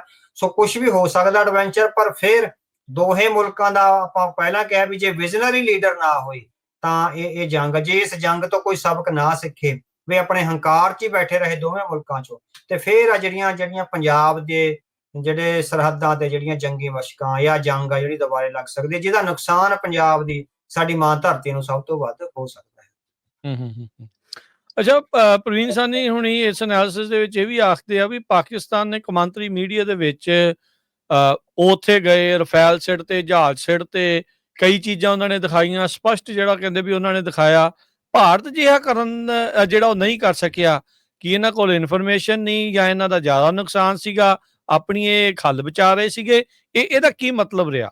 ਹਾਂਜੀ, ਉਹਨਾਂ ਦਾ ਪ੍ਰਵੀਨ ਸਾਨੀ ਦਾ ਇਹ ਕਹਿਣਾ ਹੈਗਾ ਵੀ ਜਿੱਥੇ ਭਾਰਤ ਨੇ ਅਟੈਕ ਕਰੇ ਸੀਗੇ ਪਾਕਿਸਤਾਨ ਉੱਥੇ ਇੰਟਰਨੈਸ਼ਨਲ ਮੀਡੀਆ ਨੂੰ ਲੈ ਕੇ ਗਿਆ ਹੈਗਾ ਹਨਾ। ਸੋ ਵੀ ਉਹ ਸਾਰਾ ਕੁਝ ਆ ਉਹਨੇ ਬਲੈਕ ਐਂਡ ਵਾਈਟ ਕਰਿਆ ਹੈਗਾ, ਪਰ ਭਾਰਤ ਨੇ ਜੰਗ ਦੇ ਸੰਦਰਭ ਵਿੱਚ ਕਿਸੇ ਵੀ ਜਗ੍ਹਾ ਇੰਟਰਨੈਸ਼ਨਲ ਮੀਡੀਆ ਨੂੰ ਐਕਸੈਸ ਨਹੀਂ ਦਿੱਤਾ ਵੀ ਭਾਰਤ ਵਿੱਚ ਹਨਾ। ਇਸ ਕਰਕੇ ਉਹ ਕਹਿੰਦਾ ਹੈਗਾ ਵੀ ਭਾਰਤ ਦੀਆਂ ਹੋ ਸਕਦਾ ਕੁਝ ਕਮਜ਼ੋਰੀਆਂ ਰਹੀਆਂ ਹੋਣ, ਕਿਉਂਕਿ ਜੋ ਜਹਾਜ਼ ਵਗੈਰਾ 5 ਡਿੱਗੇ ਆ ਜੇ ਉਹ ਉਹਨਾਂ ਤੱਕ ਐਕਸੈਸ ਨਹੀਂ ਦਿੱਤਾ ਗਿਆ। ਉਹ ਮਤਲਬ ਕਿ ਕੁਝ ਦਿਨਾਂ ਵਿੱਚ ਹੀ ਜਾਂ ਕੁਝ ਘੰਟਿਆਂ ਵਿੱਚ ਹੀ ਜਿਹੜਾ ਹੈਗਾ ਸਾਫ਼ ਸਫਾਈਆ ਕਰਕੇ ਤੇ ਉਹ ਸਾਰਾ ਗੱਲ ਕਲੀਅਰ ਕਰ ਦਿੱਤੀ। ਕਿਉਂਕਿ ਸੁਪਰੀਮ ਸਾਹਨੀ ਦਾ ਕਹਿਣਾ ਹੈਗਾ ਵੀ ਇਹ ਜਿਹੜਾ ਹੈਗਾ ਉਹਨਾਂ ਦੀ ਡਿਪਲੋਮੈਟਿਕ ਕਮਜ਼ੋਰੀ ਨੂੰ ਸਾਹਮਣੇ ਲਿਆਉਂਦਾ, ਜਿਹੜੀ ਕਿ ਬਾਅਦ ਵਿੱਚ ਹੁਣ ਉਹ ਵੱਖ-ਵੱਖ ਮੁਲਕਾਂ ਵਿੱਚ ਜਾ ਕੇ ਭਾਰਤ ਦੇ ਡਿਪਲੋਮੈਟਸ ਆ ਤੇ ਪੋਲੀਟੀਸ਼ੀਅਨ ਉਹ ਕਰ ਰਹੇ ਹੈਗੇ। ਸੋ ਪ੍ਰਵੀਨ ਸਾਹਨੀ ਨੇ ਇਹ ਗੱਲ ਸਪਸ਼ਟ ਦਿਸ਼ਾ ਵਿੱਚ ਨੋਟ ਕਰੀ ਹੈਗੀ ਆ ਬਈ ਜਿਹੜਾ ਹੈਗਾ ਭਾਰਤ ਇੰਟਰਨੈਸ਼ਨਲ ਮੀਡੀਆ ਨੂੰ ਆਪਣੇ ਨਾਲ ਨਹੀਂ ਜੋੜ ਸਕਿਆ ਔਰ ਇੰਟਰਨੈਸ਼ਨਲ ਡਿਪਲੋਮੇਸੀ ਨੂੰ ਆਪਣੇ ਨਾਲ ਨਹੀਂ ਜੋੜ ਸਕਿਆ, ਜਿਹਦੇ ਕਰਕੇ ਉਹਦੀ ਆਈਸੋਲੇਸ਼ਨ ਇੰਟਰਨੈਸ਼ਨਲੀ ਵੱਧ ਰਹੀ ਹੈਗੀ ਆ। ਜੀ ਜੀ ਜੀ ਅੱਛਾ, ਇਸ ਸਾਰੇ ਚੀਜ਼ ਨੂੰ ਦੇਖਦੇ ਹੋਏ ਭਾਰਤ ਦੇ ਇਸ ਪ੍ਰਦਰਸ਼ਨ ਨੂੰ ਦੇਖ ਕੇ, ਜੋ ਕਿ ਇੱਕ ਮਾੜਾ ਪ੍ਰਦਰਸ਼ਨ ਓਵਰਆਲ ਰਿਹਾ ਆ, ਚੀਨ ਮੋਹਰੇ ਬਿਲਕੁਲ ਵੀ ਟਿਕਿਆ ਨਹੀਂ, ਡਿਫੈਂਸ ਦੇ ਵਿੱਚ ਪੂਰੀ ਤਰ੍ਹਾਂ ਲੜਖੜਾ ਗਿਆ, ਉਹਨਾਂ ਦੇ ਮੋਹਰੇ ਹਾਰ ਹੀ ਇੱਕ ਹਿਸਾਬ ਦੇ ਨਾਲ ਉਹਨਾਂ ਨੂੰ ਸਾਹਮਣਾ ਕਰਨਾ ਪਿਆ। ਕੀ ਇਹ ਸਾਰੇ ਕਾਸੇ ਤੋਂ ਬਾਅਦ ਚ ਅਮਰੀਕਾ ਜਿਹੜਾ ਭਾਰਤ ਨਾਲ ਆਪਣੇ ਸਬੰਧਾਂ ਨੂੰ ਮੁੜ ਸੋਚ ਸਕਦਾ ਹੈ? ਹਾਂਜੀ, ਸੋ ਡਿਪਲੋਮੇਸੀ ਵਿੱਚ ਸਾਰਾ ਕੁਛ ਸੰਭਵ ਹੁੰਦਾ, ਕਿਉਂਕਿ ਉਹ ਤੇ ਡਿਪੈਂਡ ਕਰਦਾ ਵੀ ਤੁਹਾਡੀ ਲੌਬਿੰਗ ਕਿਸ ਕਿਸਮ ਦੀ ਆ, ਜਾਂ ਤੁਸੀਂ ਜੋ ਅਮਰੀਕਾ ਜਿਸ ਕਿਸਮ ਦੀਆਂ ਨੀਤੀਆਂ ਚਾਹ ਰਿਹਾ, ਇਕਨੋਮਿਕ ਨੀਤੀਆਂ ਜਾਂ ਸਟ੍ਰੈਟਜਿਕ ਨੀਤੀਆਂ ਭਾਰਤ ਨੂੰ ਚਾਈਨਾ ਦੇ ਖਿਲਾਫ ਖੜਾ ਕਰਨ ਲਈ। ਹੁਣ ਤਾਂ ਅਮਰੀਕਾ ਨੂੰ ਵੀ ਇਹ ਕਾਫੀ ਗਿਆਨ ਹੋ ਗਿਆ ਹੋਵੇਗਾ ਵੀ ਭਾਰਤ ਅਮਰੀਕਾ ਦੇ ਸਾਹਮਣੇ ਖੜਨ ਦੀ ਉਹ ਸਮਰੱਥਾ ਨਹੀਂ ਰੱਖਦਾ, ਭਾਵੇਂ ਉਹਨੂੰ ਅਮਰੀਕਾ ਵੀ ਹਥਿਆਰ ਦੇ ਦੇਵੇ ਹਨਾ, ਜਾਂ ਵੱਡੀ ਪੱਧਰ ਤੇ ਹਥਿਆਰਬੰਦ ਆ ਜਿਹੜਾ ਕਰ ਲਵੇ। ਸੋ ਜਿਸ ਕਿਸਮ ਨਾਲ ਚਾਈਨੀਜ਼ ਟੈਕਨੋਲੋਜੀ ਅੱਗੇ ਵਧ ਰਹੀ ਹੈਗੇ, ਉਹਦੇ ਚੋਂ ਹੁਣ ਤਾਂ ਅਮਰੀਕਾ ਦੇ ਡਿਪਲੋਮੈਟਸ ਵੀ ਸੋਚਣਗੇ ਵੀ ਆਪਾਂ ਇਸ ਬੈਟ ਤੇ ਆਪਾਂ ਅੱਗੇ ਵਧਣਾ ਹੈ ਨਹੀਂ ਵਧਣਾ। ਪਰ ਜਿਹੜੇ ਡਿਪਲੋਮੈਟਿਕ ਰਿਲੇਸ਼ਨਸ ਆ ਉਹ ਚੇਂਜ ਹੋ ਜਾਂਦੇ ਆ। ਭਾਰਤ ਨਾਲ ਅਮਰੀਕਾ ਦੇ ਸੰਬੰਧ ਆ ਜਿੱਦਾਂ ਅਪ ਐਂਡ ਡਾਊਨਸ ਆ ਹੁੰਦੇ ਰਹਿੰਦੇ ਹੈਗੇ ਆ। ਸੋ ਹੁਣ ਇਹਨਾਂ ਦੇ ਡਿਪਲੋਮੈਟਸ ਕਿੰਨੀ ਅਗਰੈਸਿਵਲੀ ਕਰਦੇ ਹੈਗੇ ਆ। ਹੁਣ ਦੱਸਿਆ ਗਿਆ ਹੈਗਾ ਵੀ ਅਸਿਸਟੈਂਟ ਨੈਸ਼ਨਲ ਸਿਕਿਉਰਿਟੀ ਐਡਵਾਈਜ਼ਰ ਔਰ ਇੱਕ ਹੋਰ ਆਫਿਸਰ ਦਾ ਜਿਹੜਾ ਹੈਗਾ ਨਾਂ ਆ ਰਿਹਾ ਹੈਗਾ ਵੀ ਉਹ ਅਮਰੀਕਾ ਇੱਕਦਮ ਉਹਨਾਂ ਨੂੰ ਬਾਉਂਡ ਕਰ ਦਿੱਤਾ ਗਿਆ ਹੈਗਾ ਵੀ ਉਹ ਅਮਰੀਕਾ ਮੇਰੇ ਖਿਆਲ ਪਹੁੰਚ ਵੀ ਗਏ ਹੈਗੇ ਆ, ਤਾਂ ਕਿ ਜਿਹੜਾ ਫਾਲ ਆਊਟ ਹੋਇਆ ਜੰਗ ਤੋਂ ਬਾਅਦ ਉਹਦੇ ਬਾਰੇ ਕੁਛ ਨਾ ਕੁਛ। ਸ਼ਸ਼ੀ ਥਰੂਰ ਵੀ ਮਿਲਾ ਦਾ ਇੱਥੇ ਆਇਆ, ਇੱਕ ਕੋਈ ਹੋਰ ਵਿਅਕਤੀ ਦਾ ਵੀ ਨਾਂ ਜਿਹੜਾ ਹੈਗਾ ਮੈਨੂੰ ਵਿਸਰ ਰਿਹਾ ਹੈਗਾ। ਉਹ 2-3 ਬੰਦਿਆਂ ਦਾ ਜਿਹੜਾ ਕੈਂਪ ਹੈਗਾ ਉਹ ਇੱਕਦਮ ਅਮਰੀਕਾ ਆਇਆ। ਸੋ ਲੌਬਿੰਗ ਕਰਨਗੇ, ਜਿਸ ਤਰ੍ਹਾਂ ਆਪਾਂ ਪਹਿਲਾਂ ਦੱਸਿਆ ਭਾਰਤ ਨੇ ਇੱਕ ਲੌਬਿੰਗ ਫਰਮ ਨੂੰ ਹਾਇਰ ਕੀਤਾ ਹੈਗਾ ਜਿਹਨੂੰ 1.5 ਲੱਖ ਪਾਉਂਡ ਦਿੱਤਾ ਜਾਣਾ। ਸੋ ਪਾਕਿਸਤਾਨ ਨੇ ਵੀ 2 ਲੌਬਿੰਗ ਫਰਮਾਂ ਜਿਹੜੀਆਂ ਨੇ ਹਾਇਰ ਕੀਤੀਆਂ ਹੈਗੀਆਂ ਨੇ। ਸੋ ਦੋਵੇਂ ਮੁਲਕਾਂ ਜਿਹੜੀ ਆਪਣੀ ਲੌਬਿੰਗ ਆ ਜਿਹੜੀ ਡੋਨਾਲਡ ਟਰੰਪ ਦੇ ਬਰਾਬਰ ਉਹ ਕਰ ਰਹੇ ਹੈਗੇ ਅਮਰੀਕੀ ਪ੍ਰਸ਼ਾਸਨ ਚ। ਦੇਖੋ ਅਮਰੀਕੀ ਪ੍ਰਸ਼ਾਸਨ ਦਾ ਵੀ ਬਹੁਤ ਸੌਫਟ ਰਿਹਾ ਭਾਰਤ ਪ੍ਰਤੀ, ਹਾਲਾਂਕਿ ਇੰਨਾ ਜ਼ਿਆਦਾ ਅਗਰੈਸਿਵ ਉਹਨਾਂ ਨੇ ਬੰਦੇ ਮਾਰਨ ਦਾ ਜਾਂ ਸਾਰਾ ਕੁਝ ਉਹ ਯਤਨ ਕਰਿਆ ਹੈਗਾ, ਪਰ ਉਹ ਕਈ ਵਾਰੀ ਹੈਗਾ ਲੀਨੀਅੰਟਰੀ ਲੈ ਜਾਂਦੇ ਆ। ਹੁਣ ਦੇਖੋ ਵੀ ਉਹ ਲੀਨੀਅੰਟਰੀ ਲੈਂਦੇ ਹੈ ਜਾਂ ਜਿਹੜੀਆਂ ਸੱਚਾਈ ਦੇ ਸਾਹਮਣੇ ਜਿਹੜੀਆਂ ਹੈਗੀਆਂ ਆਪਣੀ ਅੱਖਾਂ ਖੋਲ ਕੇ ਚੱਲਦੇ ਹੈਗੇ। ਜੀ ਬਿਲਕੁਲ। ਇਹ ਵੀ ਜਿਹੜੀ ਰਿਪੋਰਟਸ ਆ ਉਹ ਆ ਰਹੀਆਂ, financial time Avtar Singh ji report ਕਰ ਰਿਹਾ ਆ ਵੀ ਇੰਡੀਆ US ਨੂੰ ਟੈਰਿਫ ਦੇ ਵਿੱਚ ਡੀਪ ਕੱਟ ਦੇਣ ਨੂੰ ਰਾਜੀ ਹੋ ਗਿਆ ਆ। ਸੋ ਕਿਤੇ ਨਾ ਕਿਤੇ ਭਾਰਤ ਨੂੰ ਵੀ ਪਤਾ ਜਿਹੜਾ ਉਹ ਲੱਗ ਗਿਆ, ਤੇ US ਨੂੰ ਵੀ ਪਤਾ ਲੱਗ ਗਿਆ ਵੀ ਇਹਨਾਂ ਦੀ ਕੈਪੇਬਿਲਿਟੀ ਹੁਣ ਕਿੱਥੇ ਕਾ, ਤੇ ਟ੍ਰੇਡ ਦੀ ਨੈਗੋਸ਼ੀਏਸ਼ਨਸ ਤਾਂ ਜਿਹੜੀਆਂ ਉਹ ਚੱਲ ਹੀ ਰਹੀਆਂ ਸੀ। ਭਾਰਤ ਕਹਿੰਦਾ ਵੀ ਅਮਰੀਕੀ ਉਤਪਾਦ ਦੇ ਉੱਤੇ ਕਾਫੀ ਘੱਟ ਜਿਹੜਾ ਟੈਰਿਫ ਉਹ ਲਾਉਣ ਬਾਰੇ ਜਿਹੜੀ ਚੀਜ਼ ਨੂੰ ਜਿਹੜਾ ਉਹ ਮੰਨ ਰਿਹਾ। ਫਾਈਨੈਂਸ਼ੀਅਲ ਟਾਈਮ ਇਸ ਟਾਈਮ ਰਿਪੋਰਟ ਜਿਹੜੀ ਉਹ ਕਰ ਰਹੀ ਆ। ਸੋ ਇਸ ਦੇ ਇਹ ਬਦਲਦੇ ਸਬੰਧਾਂ ਦੇ ਅਰਥ ਨੇ ਜਾਂ ਇਹ ਇੱਕ ਟ੍ਰੇਡ ਟੈਕਟਿਕ ਹੀ ਜਿਹੜਾ ਦੇਖਿਆ ਜਾਂਦਾ? ਨਹੀਂ, ਟ੍ਰੇਡ ਟੈਕਟਿਕਸ ਨਹੀਂ, ਟ੍ਰੇਡ ਦੇ ਰਾਹੀਂ ਡਿਪਲੋਮੇਸੀ ਆ ਜਿਹੜੀ ਪੋਲਿਟਿਕਸ ਉਹ ਕੀਤੀ ਜਾਂਦੀ ਹੈਗੀ, ਹਮੇਸ਼ਾ ਟ੍ਰੇਡ ਦੇ ਰਾਹੀਂ ਉਹ ਜਿਹੜੀ ਪੋਲਿਟਿਕਸ ਕੀਤੀ ਜਾਂਦੀ ਹੈਗੀ। ਸੋ ਜਿਹੜੇ ਟੈਰਿਫਸ ਤੋਂ ਜਿੰਨੇ ਕੁ ਟੈਰਿਫਸ ਉਹ ਅਮਰੀਕਾ ਅਲਾਓ ਕਰ ਰਿਹਾ ਸੀ ਉਹ ਤੋਂ ਵੀ ਫਿਰ ਜਿਹੜੇ ਹੈਗੇ ਵੱਧ ਉਹ ਕੱਟ ਕਰਨ ਨੂੰ ਜਿਹੜਾ ਹੈਗਾ ਤਿਆਰ ਹੋ ਗਿਆ, ਕਿਉਂਕਿ ਜਿਹੜੀ ਇਸ ਪੋਲੀਟੀਕਲ ਜੰਗ ਵਿੱਚ ਆ ਜਿਹੜੀ ਫੌਜੀ ਜੰਗ ਵਿੱਚ ਮਾਤ ਖਾਧੀ ਆ ਉਹ ਤੋਂ, ਤੇ ਦੂਜਾ ਅਮਰੀਕਾ ਤੋਂ ਜਿਹੜੀ ਆਈਸੋਲੇਸ਼ਨ ਹੋਈ ਹੈਗੀ ਆ ਜਾਂ ਡਿਪਲੋਮੈਟਿਕ ਆਈਸੋਲੇਸ਼ਨ ਵਰਲਡ ਵਾਈਡ ਹੋਈ ਆ, ਉਹਦੇ ਨੂੰ ਦੁਬਾਰਾ ਬੈਕਅਪ ਕਰਨ ਲਈ ਉਹ ਜਿਹੜਾ ਹੈਗਾ ਟ੍ਰੇਡ ਦੀ ਜਿਹੜੀ ਹੈਗੀ ਆ ਸਾਰੀ ਪਾਲਿਸੀ ਵਿੱਚ ਚੇਂਜ ਲਿਆ ਰਿਹਾ ਹੈਗਾ। ਉਹਨਾਂ ਨੂੰ ਪਤਾ ਹੈਗਾ ਵੀ ਅਮਰੀਕਨ ਰਾਸ਼ਟਰਪਤੀ ਆ ਜਿਹੜੇ ਟ੍ਰੇਡ ਨਾਲ ਕਾਫੀ ਸੀਰੀਅਸਲੀ ਜੁੜੇ ਹੋਏ ਨੇ। ਸੋ ਉਹ ਜੋ ਕੁਝ ਵੀ ਖਾਸ ਕਰਕੇ ਉਹਦੇ ਨਾਲ ਪੰਜਾਬ ਦਾ ਕਿਸਾਨ ਤੇ ਓਵਰਆਲ ਭਾਰਤ ਦਾ ਕਿਸਾਨ ਇਫੈਕਟ ਹੋ ਸਕਦਾ ਹੈ। ਮਿਲਕ ਪ੍ਰੋਡਕਟਸ ਤੇ ਹੋਰ ਜਿਹੜੀਆਂ ਬਹੁਤ ਸਾਰੀਆਂ ਚੀਜ਼ਾਂ ਨੇ, ਦੁੱਧ ਦਹੀਂ ਵਗੈਰਾ ਜਾਂ ਹੋਰ ਬਹੁਤ ਸਾਰਾ ਜਿਹੜਾ ਹੈਗਾ ਅਮਰੀਕਾ ਤੋਂ ਸਿੱਧਾ ਜਿਹੜਾ ਭਾਰਤ ਵਿੱਚ ਸਸਤੇ ਦਰਾਂ ਤੇ ਜਿਹੜਾ ਆ ਸਕਦਾ ਹੈਗਾ, ਜਿਹਦੇ ਨਾਲ ਜਿਹੜੀ ਘਰੇਲੂ ਮੰਡੀ ਹੈਗੀ ਆ ਉਹ ਵੱਡੀ ਪੱਧਰ ਤੇ ਇਫੈਕਟ ਹੋਵੇਗੀ। ਪਰ ਹੁਣ ਜਿਸ ਕਿਸਮ ਨਾਲ ਉਹ ਫਸੇ ਹੋਏ ਨੇ ਹਾਂ ਹੁਣ ਤੁਸੀਂ ਦੇਖੋ ਇਸ ਮਾਮਲੇ ਵਿੱਚ ਤੁਸੀਂ ਵੀ MSP ਉਹ ਕਿੱਥੋਂ ਦੇ ਦੇਣਗੇ, ਜਦੋਂ ਉਹ ਅਮਰੀਕਾ ਨੂੰ ਅੱਧੇ ਰੇਟ ਤੋਂ ਵੀ ਥੱਲੇ ਜਾ ਕੇ ਸਾਰੇ ਟੈਰਿਫ ਘਟਾਉਣ ਲਈ ਰਾਜੀ ਨੇ, ਜਦੋਂ ਕਿ ਬਹੁਤ ਘੱਟ ਰੇਟ ਤੇ ਜਿਹੜੀ ਕਣਕ ਵਗੈਰਾ ਸਾਡੇ ਆ ਸਕਦੀ ਹੈ, ਫਿਰ ਉਹਨਾਂ ਨੂੰ ਉਹ MSP ਇਸੇ ਕਰਕੇ ਨਹੀਂ ਦੇ ਰਹੇ, ਉਹਨਾਂ ਨੂੰ ਪਤਾ ਹੈਗਾ ਵੀ ਇੰਟਰਨੈਸ਼ਨਲ ਟ੍ਰੇਡ ਵਾਰਫੇਅਰ ਵਿੱਚ ਜਦੋਂ ਅਸੀਂ ਖੜਨਾ ਤਾਂ ਉਹਦੇ ਨਾਲ ਜਿਹੜੇ ਸਾਡੇ ਫੌਜੀ ਤੇ ਜਿਹੜੇ ਡਿਪਲੋਮੈਟਿਕ ਹਿੱਤ ਆ ਉਹ ਕੰਪਰੋਮਾਈਜ਼ ਹੋਣਗੇ। ਸੋ ਇਹ ਸਾਰਾ ਕੁਝ ਟ੍ਰੇਡ ਦਾ ਹੈਗਾ ਜਿਹੜਾ ਇਹਦੇ ਰਾਹੀਂ ਪੋਲੀਟੀਕਲ ਡਿਪਲੋਮੈਸੀ ਜਿਹੜੀ ਹੈਗੀ ਆ ਖੇਡੀ ਜਾ ਰਹੀ ਹੈ। ਜੀ ਅੱਛਾ, ਏਸ਼ੀਆ ਵਿੱਚ ਅਵਤਾਰ ਸਿੰਘ ਜੀ, ਚੀਨ, ਪਾਕਿਸਤਾਨ, ਅਮਰੀਕਾ, ਭਾਰਤ ਦਾ ਗੱਠਜੋੜ ਕੀ ਇਹ ਵਾਕਿਆ ਉੱਭਰ ਸਕਦਾ ਹੈ? ਚੀਨ, ਪਾਕਿਸਤਾਨ ਤੇ ਅਫਗਾਨਿਸਤਾਨ ਦਾ ਜਿਹੜਾ ਹੈਗਾ ਨਾ ਵੀ ਇਹ ਜਿਹੜਾ ਹੈਗਾ ਗੱਠਜੋੜ ਆ ਉੱਭਰ ਰਿਹਾ ਹੈਗਾ। ਪਰ ਪਾਕਿਸਤਾਨ ਤੇ ਅਫਗਾਨਿਸਤਾਨ ਦਾ ਇਦਾਂ ਲੱਗਦਾ ਹੁੰਦਾ ਵੀ ਇਹਨਾਂ ਦਾ ਜਿੱਦਾਂ ਪਾਕਿਸਤਾਨ ਭਾਰਤ ਦਾ ਇੱਟ ਕੁੱਤੇ ਦਾ ਵੈਰ ਹੁੰਦਾ ਹੈ। ਹਾਂਜੀ ਹਾਂ, ਇਹ ਕਰਿਆ ਅਸਲ 'ਚ ਨਹੀਂ ਸੀ ਏਦਾਂ, ਕਿਉਂਕਿ ਪਾਕਿਸਤਾਨ ਤੇ ਅਫਗਾਨਿਸਤਾਨ ਦੇ ਕੋਰਡੀਅਲ ਰਿਲੇਸ਼ਨ ਸੀਗੇ। ਸੋ ਇਹ ਭਾਰਤ ਦੇ ਡਿਪਲੋਮੈਟਸ ਨੇ ਹੀ ਦੋਵਾਂ ਮੁਲਕਾਂ ਵਿੱਚ ਇੱਕ ਦੁਸ਼ਮਣੀ ਜਿਹੜੀ ਹੈਗੀ ਆ ਪੈਦਾ ਕਰ ਦਿੱਤੀ ਸੀ ਆਪਣੇ ਹਿੱਤਾਂ ਨੂੰ ਅੱਗੇ ਵਧਾਉਣ ਲਈ। ਸੋ ਜਿਹੜੀਆਂ ਪਾਕਿਸਤਾਨ ਵਿੱਚ ਕਿਲਿੰਗਸ ਹੋਈਆਂ ਸਿੱਖ ਲੀਡਰਾਂ ਦੀਆਂ ਜਾਂ ਹੋਰ ਕਸ਼ਮੀਰੀ ਲੀਡਰਾਂ ਦੀਆਂ, ਉਹ ਅਫਗਾਨਿਸਤਾਨ ਦੀ ਧਰਤੀ ਤੋਂ ਹੀ ਬੰਦੇ ਜਾਂਦੇ ਸੀ, ਇੱਥੇ ਹਥਿਆਰਾਂ ਵਰਤੇ ਗਏ। ਦੂਜਾ ਜਿਹੜਾ ਬਲੋਚਿਸਤਾਨ ਦੀ ਲਿਬਰੇਸ਼ਨ ਆਰਮੀ ਹੈਗੀ ਆ, ਉਹਦੇ ਹੈੱਡਕੁਆਰਟਰ ਵੀ ਅੱਜ ਕੱਲ੍ਹ ਦੱਸਿਆ ਜਾਂਦਾ ਵੀ ਉਹ ਅਫਗਾਨਿਸਤਾਨ ਵਿੱਚ ਸਥਾਪਿਤ ਕੀਤੇ ਹੋਏ ਆ। ਤੀਸਰੀ TTP ਆ, ਤਹਿਰੀਕੇ ਤਾਲਿਬਾਨੀ ਪਾਕਿਸਤਾਨ ਜਿਹੜਾ ਹੈਗਾ, ਜਿਹੜੀ ਪਾਕਿਸਤਾਨ ਵਿੱਚ ਹਮਲੇ ਕਰਦੀ ਹੈਗੀ ਆ, ਉਹਦੇ ਵੀ ਜਿਹੜੇ ਬੇਸਿਸ ਹੈਗੇ ਅਫਗਾਨਿਸਤਾਨ 'ਚ ਕ੍ਰੀਏਟ ਕਰ ਲਏ ਸੀ। ਸੋ ਹੁਣ ਜਿਹੜਾ ਹੈਗਾ ਪਿਛਲੇ ਦਿਨੀ ਚਾਈਨਾ ਨੇ ਅਫਗਾਨਿਸਤਾਨ ਔਰ ਪਾਕਿਸਤਾਨ ਦੇ ਫੋਰਨ ਮਿਨਿਸਟਰਸ ਦੀ ਜਿਹੜੀ ਹੈਗੀ ਆ ਮੀਟਿੰਗ ਬੀਜਿੰਗ ਵਿੱਚ ਕਰਵਾਈ ਹੈਗੀ ਆ ਵੀ ਆਪਾਂ ਸਾਂਝੇ ਤੌਰ ਤੇ ਰਲੀਏ, ਤੇ CPEC ਦਾ ਜਿਹੜਾ ਕੋਰੀਡੋਰ ਹੈ ਹੁਣ ਉਹ ਅਫਗਾਨਿਸਤਾਨ ਵਿੱਚੋਂ ਹੋ ਕੇ ਵੀ ਜਾਵੇਗਾ, ਹਨਾ। ਸੋ ਉਹਦੇ ਨਾਲ ਜਿਹੜਾ ਹੈਗਾ ਅਫਗਾਨਿਸਤਾਨ ਨੂੰ, ਕਿਉਂਕਿ ਉਹ ਨਵਾਂ ਹਲੇ ਹੁਣ ਉਹਨਾਂ ਦੇ ਹੱਥ ਸੱਤਾ ਆਈ ਹੈਗੀ ਆ, ਤੇ ਉਹਨਾਂ ਨੇ ਆਪਣਾ ਇਕਨੋਮਿਕ ਬੇਸ ਵੀ ਬਣਾਉਣਾ, ਉਹਨਾਂ ਦੀਆਂ ਆਪਣੀਆਂ ਜਿਹੜੀਆਂ ਨਿੱਜੀ ਜ਼ਰੂਰਤਾਂ ਨੇ ਇਕਨੋਮਿਕਲੀ, ਕਿਉਂਕਿ ਟ੍ਰੇਡ ਹਾਲੇ ਹੈ ਨਹੀਂ, ਜੇ ਟ੍ਰੇਡ ਹੋਏਗਾ ਤਾਂ ਹੀ ਰੈਵਨਿਊ ਆਏਗਾ ਤੇਲ ਵਗੈਰਾ ਤੋਂ ਜਾਂ ਹੋਰ ਟ੍ਰੇਡਿੰਗ ਰੂਟਸ ਤੋਂ। ਸੋ ਉਹਨਾਂ ਨੂੰ ਵੀ ਲੱਗਦਾ ਹੈਗਾ, ਉਹਨਾਂ ਨੂੰ ਪਰਸੂਏਡ ਆ ਜਿਹੜਾ ਕਰ ਲਿਆ ਹੋਇਆ। ਸੋ ਇਸੇ ਕਰਕੇ ਅੱਜ ਵਿਦੇਸ਼ ਮੰਤਰੀ ਜਿਹੜੇ ਹੈਗੇ ਅਫਗਾਨਿਸਤਾਨ ਦੇ, ਉਹਨਾਂ ਦਾ ਬਿਆਨ ਆਇਆ ਹੈਗਾ ਵੀ ਚੀਨੀ ਹਿੱਤਾਂ ਦੀ ਰਾਖੀ ਲਈ ਅਸੀਂ ਜਿਹੜਾ ਸਾਰਾ ਮੁਲਕ ਹੈਗਾ ਉਹਨਾਂ ਦੇ ਨਾਲ ਖੜੇ ਹੈਗੇ ਆ। ਸੋ ਜੇ ਟ੍ਰੇਡ ਨਾਲ ਇਸ ਤਰ੍ਹਾਂ ਅਫਗਾਨਿਸਤਾਨ ਦੀ ਇਕਨੋਮੀ ਨੂੰ ਵਾਧਾ ਹੁੰਦਾ ਹੈਗਾ, ਸੋ ਮੈਨੂੰ ਲੱਗਦਾ ਵੀ ਫਿਰ ਜਿਹੜਾ ਤਿੰਨਾਂ ਦਾ ਕੋਲੈਬੋਰੇਸ਼ਨ ਹੈਗਾ, ਇਹਦੇ ਚੋਂ ਭਾਰਤ ਦਾ ਜਿਹੜਾ ਹੈਗਾ ਅਫਗਾਨਿਸਤਾਨ ਚੋਂ ਜਿਹੜਾ ਆਊਟ ਹੈਗਾ, ਉਹ ਜੇ ਅੱਜ ਨਹੀਂ ਤਾਂ 5-7 ਸਾਲਾਂ ਨੂੰ ਜਿਹੜਾ ਹੋ ਸਕਦਾ ਹੈ।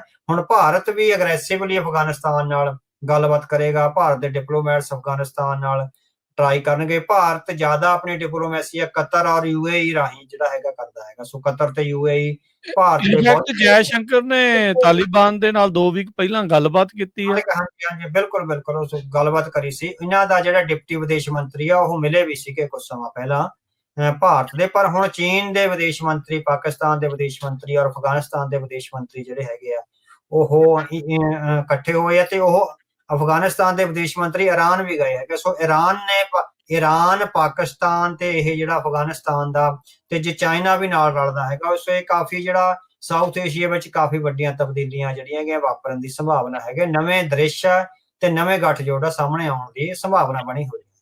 ਤੇ ਫਿਰ ਕੀ ਭਾਰਤ ਅਮਰੀਕਾ ਦਾ ਗੱਠਜੋੜ ਵੀ ਹੋਊਗਾ? ਹੋ ਸਕਦਾ ਜੀ, ਪਰ ਹੁਣ ਡਿਪੈਂਡ ਕਰਦਾ ਵੀ ਅਮਰੀਕਾ ਇਹ ਕਿੰਨਾ ਸਮਝਦਾ ਹੈਗਾ ਵੀ ਭਾਰਤ ਸਾਨੂੰ ਚਾਈਨਾ ਦੇ ਖਿਲਾਫ ਕੋਈ ਮਿਲਟਰੀ ਮਦਦ ਆ ਜਿਹੜੀ, ਜਾਂ ਸਾਡੇ ਜਿਹੜੇ ਸੁਪਨੇ ਆ ਚਾਈਨਾ ਨੂੰ ਦੱਬਣ ਦੇ, ਉਹ ਕਿੰਨਾ ਕੁ ਸਕਸੈਸਫੁਲ ਹੋ ਸਕਦਾ। ਵਰਨਾ ਉਹ ਫਿਰ ਨਵੇਂ ਅਲਾਈਜ਼ ਦੀ ਭਾਲ ਕਰੇਗਾ, ਜੋ ਕੋਈ ਹੋਰ ਨਵੇਂ ਦੋਸਤ ਨੂੰ ਮਿਲਦੇ ਹੈਗੇ ਆ। ਹੋਰ ਦੂਜੇ ਪਾਸੇ ਆਪਾਂ ਰਸ਼ੀਆ ਦੇਖਦੇ ਹਾਂ, ਰਸ਼ੀਆ ਤੇ ਚੀਨ ਵੀ ਆਪਸ 'ਚ ਮਿੱਤਰ ਆ, ਉਹ ਵੀ ਐਂਗਲ ਡਿਫਰੈਂਟ ਜਿਹਾ ਲੱਗਦਾ ਹੈ ਭਾਰਤ ਦੇ ਲਈ ਔਖਾ। ਬਿਲਕੁਲ। ਸੋ ਰਸ਼ੀਆ ਤੇ ਚੀਨ ਦੀ ਤਾਂ ਇੰਨੀ ਭਾਰਤ ਤੇ ਰਸ਼ੀਆ ਦੀ ਮਿੱਤਰਤਾ ਨਹੀਂ ਜਿੰਨੀ ਚੀਨ ਤੇ ਰਸ਼ੀਆ ਦੀ ਮਿੱਤਰਤਾ ਹੈਗੀ ਆ। ਸੋ ਇਸ ਵੇਲੇ ਰਸ਼ੀਆ ਨੂੰ ਜਿਹੜੀ ਹਥਿਆਰਾਂ ਦੀ ਸਪਲਾਈ ਆ ਸਭ ਤੋਂ ਵੱਧ ਉਹ ਜਿਹੜੀ ਹੈਗੀ ਚੀਨ ਤੋਂ ਜਾ ਰਹੀ ਹੈਗੀ। ਸੋ ਆਪਾਂ 2 ਵੀਕਾਂ ਪਹਿਲਾਂ ਕਰਿਆ ਸੀਗਾ ਵੀ ਰਸ਼ੀਆ ਨੇ ਆਪਣੀ ਜਿਹੜੇ ਬਹੁਤ ਸੂਖਮ ਟੈਕਨੋਲੋਜੀਜ਼ ਆ ਉਹ ਚੀਨ ਦੇ ਹਵਾਲੇ ਕਰ ਦਿੱਤੀਆਂ ਵੀ ਤਾਂ ਕਿ ਇਹਨਾਂ ਤੋਂ ਤੁਸੀਂ ਜਿਹੜਾ ਹੈਗਾ ਹਾਰਡਵੇਅਰ ਬਣਾ ਕੇ ਸਾਨੂੰ ਸਪਲਾਈ ਕਰੋ। ਵੀ ਉਹਨਾਂ ਦੀ ਆਪਣੀਆਂ ਫੈਕਟਰੀਜ਼ ਵਿੱਚ ਆ ਜਿਹੜੀ ਉਹ ਫਾਰਮੇਸ਼ਨ ਨਹੀਂ ਹੋ ਰਹੀ। ਸੋ ਇਸ ਵੇਲੇ ਰਸ਼ੀਆ ਨੂੰ ਚੀਨ ਦੀ ਬਹੁਤ ਵੱਡੀ ਜ਼ਰੂਰਤ ਹੈ। ਸੋ ਇਹ ਕਾਫੀ ਕੰਪਲੀਕੇਸ਼ਨਸ ਆ ਜਿਹੜੀਆਂ ਡਿਪਲੋਮੈਟਿਕਲੀ ਸਾਊਥ ਏਸ਼ੀਆ ਵਿੱਚ ਜਿਹੜੀਆਂ ਕ੍ਰੀਏਟ ਹੋ ਰਹੀਆਂ। ਸੋ ਜਿਹੜੀਆਂ ਹੌਲੀ ਅਨਫੋਲਡ ਹੋਣਗੀਆਂ ਵੀ ਸਥਿਤੀਆਂ ਕਿੱਧਰ ਜਾਂਦੀਆਂ ਨੇ, ਹਾਲੇ ਘੱਟੋ ਘੱਟ 1 ਸਾਲ ਲੱਗ ਸਕਦਾ ਸਾਰੀ ਕਲੀਅਰੈਂਸ ਹੋਣ। ਕੀ ਏਸ਼ੀਆ ਦੀ ਰੀਸਟਰਕਚਰਿੰਗ ਦੇ ਦੌਰ ਦੇ ਵਿੱਚੋਂ ਲੰਘ ਰਹੇ ਆ ਜਾਂ ਉਸ ਵੱਲ ਨੂੰ ਵੱਧ ਰਹੇ ਆ? ਹਾਂਜੀ, ਉਸ ਤਰ੍ਹਾਂ ਦੀਆਂ ਸੰਭਾਵਨਾਵਾਂ ਤਾਂ ਹੈਗੀਆਂ ਨੇ ਵੀ ਕੁਛ ਨਾ ਕੁਛ ਜਿਹੜਾ ਹੋ ਸਕਦਾ, ਕਿਉਂਕਿ 2 ਨਿਊਕਲੀਅਰ ਪਾਵਰਸ ਆ। ਜੇ ਉਹਨਾਂ ਦੀ ਵਾਰ-ਵਾਰ ਇਹ ਲੜਾਈ ਰਹਿੰਦੀ ਹੈਗੀ ਆ ਤਾਂ ਜਿਹੜੀਆਂ ਜ਼ਿੰਮੇਵਾਰ ਡੈਮੋਕ੍ਰੇਸੀਜ਼ ਆ ਉਹ ਕੁਛ ਵੀ ਸੋਚ ਸਕਦੀਆਂ ਨੇ, ਰੀਸਟਰਕਚਰਿੰਗ ਵੀ ਸੋਚ ਸਕਦੀਆਂ ਨੇ, ਜਾਂ ਹੋਰ ਵੀ, ਜਾਂ ਇੱਕ ਅੱਧੇ ਮੁਲਕ ਨੂੰ ਉਹ ਡੀਨਿਊਕਲੀਅਰਾਈਜ਼ ਕਰਨ ਦਾ ਵੀ ਉਹਦੇ ਨਿਊਕਲੀਅਰ ਹਥਿਆਰ ਜਿੱਦਾਂ ਯੂਕਰੇਨ ਤੋਂ ਲੈ ਲਏ ਸੀਗੇ। ਸੋ ਉਸ ਤਰ੍ਹਾਂ ਜਿਹੜੇ ਹੈਗੇ ਹਥਿਆਰ ਲੈ ਲਏ ਜਾਣ ਤਾਂ ਕਿ ਉਹ ਜਿਹੜੀ ਹੈਗੀ ਹੈ ਗੱਲ ਕਲੀਅਰ ਹੋ ਜਾਵੇ। ਪੰਜਾਬ ਨੂੰ ਆਪਾਂ ਜਿੱਦਾਂ ਪਹਿਲਾਂ ਵੀ ਜ਼ਿਕਰ ਕੀਤਾ ਅਵਤਾਰ ਸਿੰਘ ਜੀ, ਵੀ ਪੰਜਾਬ ਨੂੰ ਇੱਥੇ ਮੇਨ ਫੋਕਸ ਜਿਹੜਾ ਦੋਨਾਂ ਮੁਲਕਾਂ ਦੇ ਵਿਚਾਲੇ ਜਿਹੜਾ ਉਹ ਰਿਹਾ ਆ। ਦੋਨੋਂ ਹੀ ਪਾਸੋਂ ਫੌਜੀਆਂ ਦੇ ਜਿਹੜੇ ਉਹ ਬਿਆਨ ਆਉਣੇ, ਉਹ ਕਹਿੰਦੇ ਵੀ ਅਸੀਂ ਕਰ ਹੀ ਨਹੀਂ ਸਕਦੇ ਹਮਲਾ। ਇਹ ਕਹਿੰਦੇ ਵੀ ਅਸੀਂ, ਜਿੱਦਾਂ ਆਪਾਂ ਪਹਿਲਾਂ ਵੀ ਜ਼ਿਕਰ ਕੀਤਾ ਉਸ ਫੌਜੀ ਦਾ ਜਿਹਨੇ ਇੱਕ ਇੰਟਰਵਿਊ 'ਚ ਇੱਦਾਂ ਕਹਿਤਾ, 에ਅਰ ਡਿਫੈਂਸ ਵਾਲੀ ਜਿਹੜੀ ਉਹ ਬੀੜੀ ਆ। ਪੰਜਾਬ ਨੂੰ, ਸਿੱਖਾਂ ਨੂੰ ਇੰਨਾ ਇੰਪੋਰਟੈਂਟ ਕਿਉਂ ਆ ਇਹ ਸਾਰੇ ਕਾਸੇ ਦੇ, ਇਹਨਾਂ ਦੋਨਾਂ ਮੁਲਕਾਂ ਦੇ ਆਪਸੀ ਜਿਹੜੇ ਜ਼ਹਿਰ ਦੇ ਵਿੱਚ, ਆਪਸੀ ਜਿਹੜੇ ਝਗੜੇ ਦੇ ਵਿੱਚ ਸਿੱਖ ਤੇ ਪੰਜਾਬ ਇੰਨੀ ਮਹੱਤਤਾ ਕਿਉਂ ਰੱਖਦਾ ਹੈ? ਇਹ ਜਿਓਗ੍ਰਾਫਿਕਲੀ ਆ, ਇਹ ਇੱਕ ਕੌਮ ਦੇ ਕਰਕੇ ਆ, ਜਾਂ ਹੋਰ ਮਲਟੀਪਲ ਰੀਜ਼ਨਸ ਆ ਕਿਉਂ ਪੰਜਾਬ ਇੰਨੀ ਇੰਪੋਰਟੈਂਸ ਜਿਹੜੀ ਇਸ ਟਾਈਮ ਇਸ ਲੜਾਈ ਦੇ ਵਿੱਚ ਘਟ ਰਿਹਾ ਹੈਗੀ ਆ?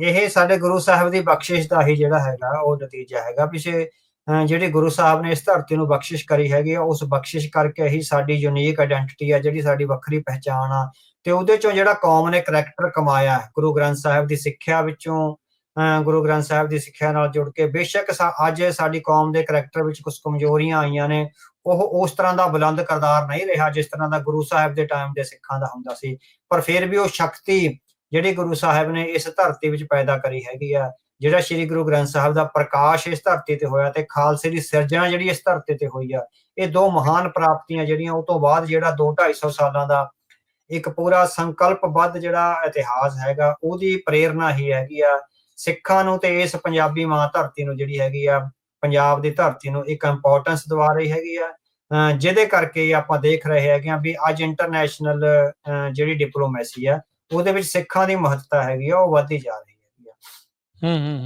ਜੀ ਬਿਲਕੁਲ।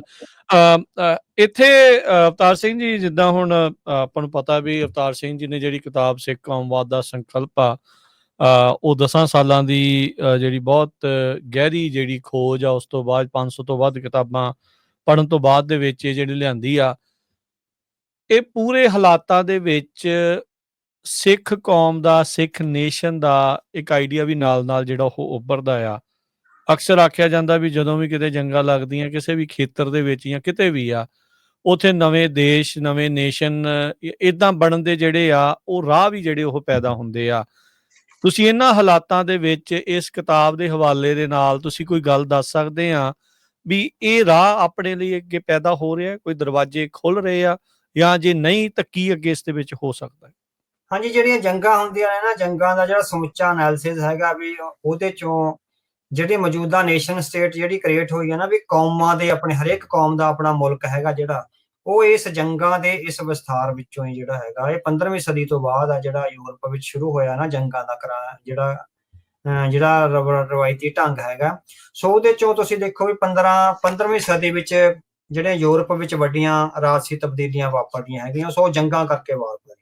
ਸੋ ਲੰਬੀਆਂ ਜੰਗਾਂ, ਵੱਖ-ਵੱਖ ਸਾਮਰਾਜ ਸੀਗੇ, ਸਪੇਨ ਦਾ ਸਾਮਰਾਜ ਸੀਗੇ, ਓਟੋਮਨ ਸਾਮਰਾਜ ਸੀਗਾ, ਹੋਰ ਬਹੁਤ ਸਾਰੇ ਜਿਹੜੇ ਸਾਮਰਾਜ ਆ, ਵੱਡੇ ਸਾਮਰਾਜ ਆ, ਕਲੈਕਟਿਵ, ਜਿੱਦਾਂ ਇੱਕ ਤਰ੍ਹਾਂ ਨਾਲ ਮਹਾਦੀਪ ਹੁੰਦੇ ਆ ਉਸ ਤਰ੍ਹਾਂ ਦੇ ਸਾਮਰਾਜ ਸੀਗੇ। ਸੋ ਜਿਹੜੀਆਂ ਵੱਡੀਆਂ ਜੰਗਾਂ ਨੇ ਨਵੀਆਂ ਚੁਣੌਤੀਆਂ ਲੈ ਕੇ ਆਂਦੀਆਂ, ਉਹਦੇ ਨਾਲ ਵੱਡੀਆਂ ਰਾਜਸੀ ਤਬਦੀਲੀਆਂ ਆਈਆਂ। ਉਹ ਤੋਂ ਪਹਿਲਾਂ ਸਾਮਰਾਜਾਂ ਕੋਲ ਕੋਈ ਵੱਜਵੀਂ ਫੌਜ ਨਹੀਂ ਸੀ ਹੁੰਦੀ, ਸੋ ਉਸ ਲੰਮੇ ਜੰਗੀ ਹਾਲਾਤ ਨੇ ਸਾਮਰਾਜਾਂ ਨੂੰ ਵੱਜਵੀਂ ਫੌਜ ਕ੍ਰੀਏਟ ਕਰਨ ਦਾ ਜਿਹੜਾ ਹੈਗਾ ਉਹ ਇੱਕ ਤਰ੍ਹਾਂ ਨਾਲ ਮੌਕਾ ਦਿੱਤਾ। ਉਸ ਵੱਜਵੀਂ ਫੌਜ ਨੂੰ ਰੈਗੂਲੇਟ ਕਰਨ ਲਈ ਫਿਰ ਸਿਵਲ ਸਰਵੈਂਟ ਆ, ਜਿਹੜੇ ਅਫਸਰਸ਼ਾਹੀ ਆ, ਉਹ ਸਾਹਮਣੇ ਆਈ। ਸੋ ਉਸ ਅਫਸਰਸ਼ਾਹੀ ਤੋਂ ਬਾਅਦ ਇਹ ਹੋਇਆ ਵੀ ਜਦੋਂ ਜਿਹੜੀ ਅਫਸਰਸ਼ਾਹੀ ਆ, ਹੁਣ ਅਫਸਰਸ਼ਾਹੀ ਆਪਣੀ ਜਿਸ ਤਰ੍ਹਾਂ ਵੀ ਆਪਣੀ ਜਿਹੜੀ ਇੰਟੈਲੈਕਚੁਅਲ ਸਾਊਂਡਨੈਸ ਆ, ਜਿਹੜੀ ਉਹਦੇ ਵਿੱਚ ਪੇਸ਼ੇਵਰਾਨਾ ਮੁਹਾਰਤ ਆ, ਉਹਦੇ ਨਾਲ ਜਿਹੜੀ ਹੈਗੀ ਆ ਅੱਗੇ ਆਉਣ ਲੱਗੀ ਆ। ਸੋ ਇਹ ਹੀ ਮੁੱਢ ਬੰਨਿਆ ਗਿਆ, ਉਹ ਜੰਗਾਂ ਨਹੀਂ ਬੰਨਿਆ ਹੈਗਾ। ਉਹ ਤੋਂ ਪਹਿਲਾਂ ਅਰਿਸਟੋਕ੍ਰੇਸੀ ਰਾਜ ਕਰਦੀ ਸੀ, ਵੀ ਰਾਜੇ ਦਾ ਪੁੱਤ ਆ ਗਿਆ, ਰਾਜੇ ਦੇ ਭਤੀਜੇ ਆ ਗਏ, ਜਿਹੜੇ ਪਰਿਵਾਰਾਂ ਦੀ ਸਲਤਨਤ ਸੀ ਉਹੀ ਰਾਜ ਕਰਦੀ ਸੀ। ਸੋ ਇਹ ਜੰਗਾਂ ਨੇ ਹੀ ਯੂਰਪ ਵਿੱਚ ਕ੍ਰੀਏਟ ਕਰਿਆ ਹੈਗਾ ਵੀ ਜਿਹੜੇ ਆਮ ਗਰੀਬ ਘਰਾਂ ਦੇ ਬੱਚੇ ਸੀ, ਜਿਹੜੇ ਪੜ੍ਹ ਲਿਖ ਗਏ, ਪੇਸ਼ੇਵਰ ਬਣ ਗਏ, ਉਹਨਾਂ ਦੀ ਬੈਕਗ੍ਰਾਉਂਡ ਜਿਵੇਂ ਵੀ ਕੀ ਆ, ਉਹ ਸੱਤਾ ਦੇ ਗਲਿਆਰਿਆਂ ਤੱਕ ਪਹੁੰਚ ਗਏ, ਚਾਹੇ ਉਹ ਸਿਵਲ ਸਰਵੈਂਟਸ ਦੇ ਤੌਰ ਤੇ ਪਹੁੰਚੇ, ਅਫਸਰਸ਼ਾਹੀ ਦੇ ਜਾਂ ਮਿਲਟਰੀ ਅਫਸਰਾਂ ਦੇ ਤੌਰ ਤੇ ਜਦੋਂ ਪਹੁੰਚੇ। ਜਦੋਂ ਆਮ ਘਰਾਂ ਦੇ ਬੱਚੇ ਸਿਵਲ ਸਰਵੈਂਟਸ ਦੇ ਰੂਪ ਵਿੱਚ, ਅਫਸਰਸ਼ਾਹੀ ਦੇ ਰੂਪ ਵਿੱਚ ਸੱਤਾ ਦੇ ਗਲਿਆਰਿਆਂ ਤੱਕ ਪਹੁੰਚੇ, ਤਾਂ ਯੂਰਪ ਵਿੱਚ ਇਹ ਜਿਹੜੀ ਤਬਦੀਲੀ ਹੈ, ਜਿਹੜੀ ਇਹ ਉਹਦੇ ਨਾਲ ਇੱਕ ਤਬਦੀਲੀ ਵਾਪਰਨੀ ਸ਼ੁਰੂ ਹੋਈ ਵੀ ਜਿਹੜੇ ਪਿਤਾ ਪੁਰਖੀ ਰਾਜ ਸੀ ਉਹ ਰਾਜਾਂ ਦੀਆਂ ਨੀਹਾਂ ਨੇ ਜਿਹੜੀਆਂ ਤੜਕਣੀਆਂ ਸ਼ੁਰੂ ਹੋਈਆਂ। ਉਹ ਤੜਕਣੀਆਂ ਤਾਂ ਸ਼ੁਰੂ ਹੋਈਆਂ ਵੀ ਜੰਗਾਂ ਲੰਬੇ ਸਮੇਂ ਤੱਕ ਲੱਗੀਆਂ। ਸੋ ਜੰਗਾਂ ਦੇ ਕੁਝ ਪੋਜ਼ਿਟਿਵ ਫੈਕਟਰਸ ਵੀ ਹੈਗੇ ਨੇ ਨਾ। ਉਹਨਾਂ ਪੋਜ਼ਿਟਿਵ ਫੈਕਟਰਸ ਚੋਂ ਇਹ ਹੈਗਾ ਵੀ ਫਿਰ ਹੈਗਾ ਵੀ ਜਿਹੜਾ ਧਰਮ ਸੀ ਉਹ ਤੋਂ ਪਹਿਲਾਂ ਦੋ ਤਰ੍ਹਾਂ ਦੇ ਹੈਗੇ। ਜਿਹੜੀ ਚਰਚ ਸੀ, ਚਰਚ ਦੀ ਉੱਤਮਤਾ ਸੀ।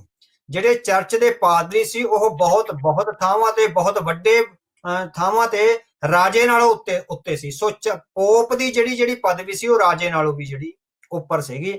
ਸੋ ਉਸ ਸਮੇਂ ਦੌਰਾਨ ਫਿਰ ਹੋਇਆ ਕੁਝ ਥਾਵਾਂ ਤੇ ਲੈਟਿਨ ਦੀ ਜਿਹੜੀ ਲਾਤੀਨੀ ਭਾਸ਼ਾ ਸੀ ਉਹਦੀ ਜਿਹੜੀ ਉੱਤਮਤਾ ਸੀ ਉਹ ਬਹੁਤ ਵੱਡੇ ਯੂਰਪ ਦੇ ਬਹੁਤ ਵੱਡੇ ਹਿੱਸੇ ਵਿੱਚ ਸੀ। ਇਹਨਾਂ ਜੰਗਾਂ ਦੇ ਦਬਾਅ ਕਾਰਨ ਜਦੋਂ ਸਾਮਰਾਜਾਂ ਦੇ ਜਿਹੜੇ ਰਾਜੇ ਸੀਗੇ ਉਹਨਾਂ ਨੂੰ ਸੱਚਾਈਆਂ ਦਾ ਅਹਿਸਾਸ ਹੋਇਆ ਤਾਂ ਉਹਨਾਂ ਸੱਚਾਈਆਂ 'ਚ ਉਹਨਾਂ ਨੇ ਵੱਖ-ਵੱਖ ਭਾਈਚਾਰਿਆਂ ਨੂੰ ਫਿਰ ਇਸ ਗੱਲੋਂ ਕਾਬੂ ਕਰਿਆ, ਇਸ 'ਚ ਏਕਤਾ ਬਣਾਈ ਵੀ ਤੁਸੀਂ ਦੇਸ਼ ਦੀ ਏਕਤਾ ਅਖੰਡਤਾ ਲਈ ਸਾਡੇ ਨਾਲ ਜਿਹੜਾ ਹੈਗਾ ਲੜੋ।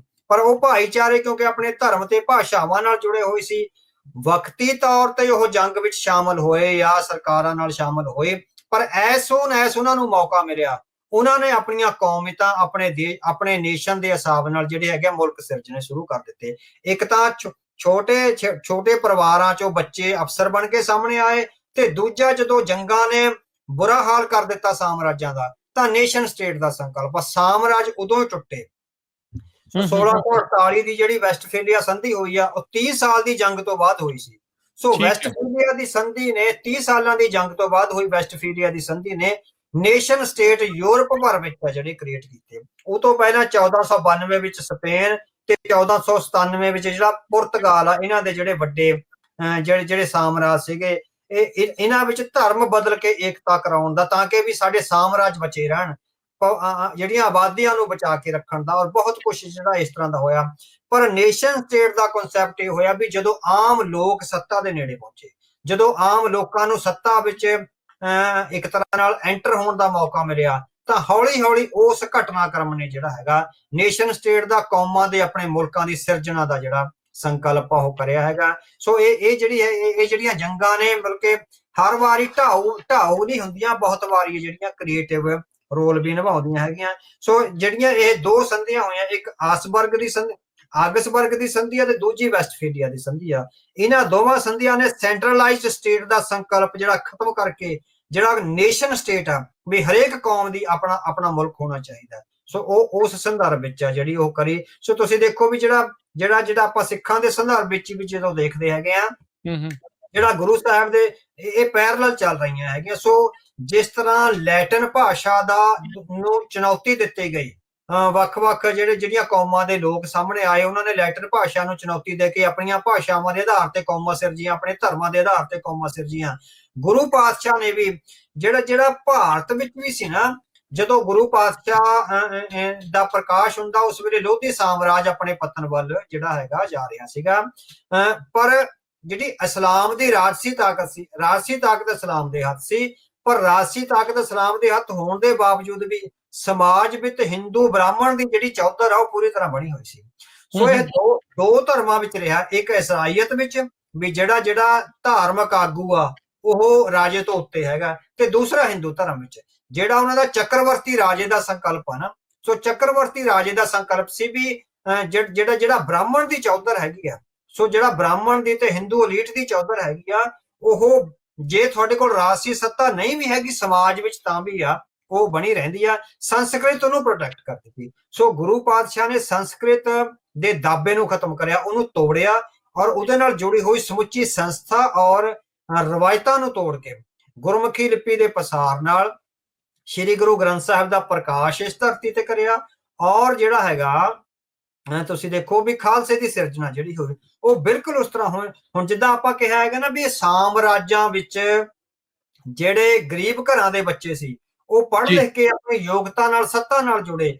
ਗੁਰੂ ਸਾਹਿਬ ਦਾ ਵੀ ਤੁਸੀਂ ਦੇਖੋ ਵੀ ਗੁਰੂ ਨਾਨਕ ਪਾਤਸ਼ਾਹ ਤੋਂ ਹੀ ਉਹ ਗਰੀਬ ਘਰਾਂ ਦੇ ਲੋਕਾਂ ਨੂੰ ਸੱਤਾ ਨਾਲ ਨੇੜੇ ਕਰਨ ਦਾ ਜਾਂ ਉੱਚੇ ਚੁੱਕਣ ਦਾ ਜਿਹੜਾ ਸੰਕਲਪ ਉਹਦੇ ਵਿੱਚ ਭਾਈ ਮਰਦਾਨਾ ਜੀ ਦੇਖ ਲਓ, ਭਾਈ ਲਾਲੋ ਜੀ ਦੇਖ ਲਓ ਨਾ, ਸੱਜਣ ਠੱਗ ਦੇਖ ਲਓ। ਉਹ ਤੋਂ ਬਾਅਦ ਕਿੰਨੇ ਗੁਰਸਿੱਖ ਲਗਾਤਾਰ ਮਤਲਬ ਕਿ ਹਜ਼ਾਰਾਂ ਦੀ ਗਿਣਤੀ ਵਿੱਚ ਸਿੱਖ ਆਉਣਗੇ। ਭਾਈ ਮਤੀ ਦਾਸ ਦੇਖ ਲਓ, ਭਾਈ ਸਤੀ ਦਾਸ, ਭਾਈ ਸੁਬੇਗ ਸਿੰਘ, ਸ਼ਹਬਾਜ਼ ਸਿੰਘ, ਜਿਹੜੇ ਮਤਲਬ ਕਿ ਸ਼ਹੀਦ ਹੋਏ ਜਾਂ ਗੁਰੂ ਦਰਬਾਰਾਂ ਵਿੱਚ ਜਿਹੜੇ ਸੇਵਾ ਕਰਦੇ ਰਹੇ। ਸੋ ਇਹ ਸੰਕਲਪ ਇਹ ਬਿਲਕੁਲ ਉਸੇ ਤਰ੍ਹਾਂ ਹੀ ਜਿਸ ਤਰ੍ਹਾਂ ਯੂਰਪ ਵਿੱਚ ਚੱਲਿਆ ਨਾ ਵੀ ਗਰੀਬ ਘਰਾਂ ਦੇ ਲੋਕਾਂ ਨੂੰ ਉੱਪਰ ਉਠਾਉਣ ਦਾ। ਉਹਨਾਂ ਗਰੀਬ ਘਰਾਂ ਦੇ ਲੋਕਾਂ ਨੇ ਫਿਰ ਆਪਣਾ ਨੇਸ਼ਨ ਸਟੇਟ ਸਿਰਜਿਆ।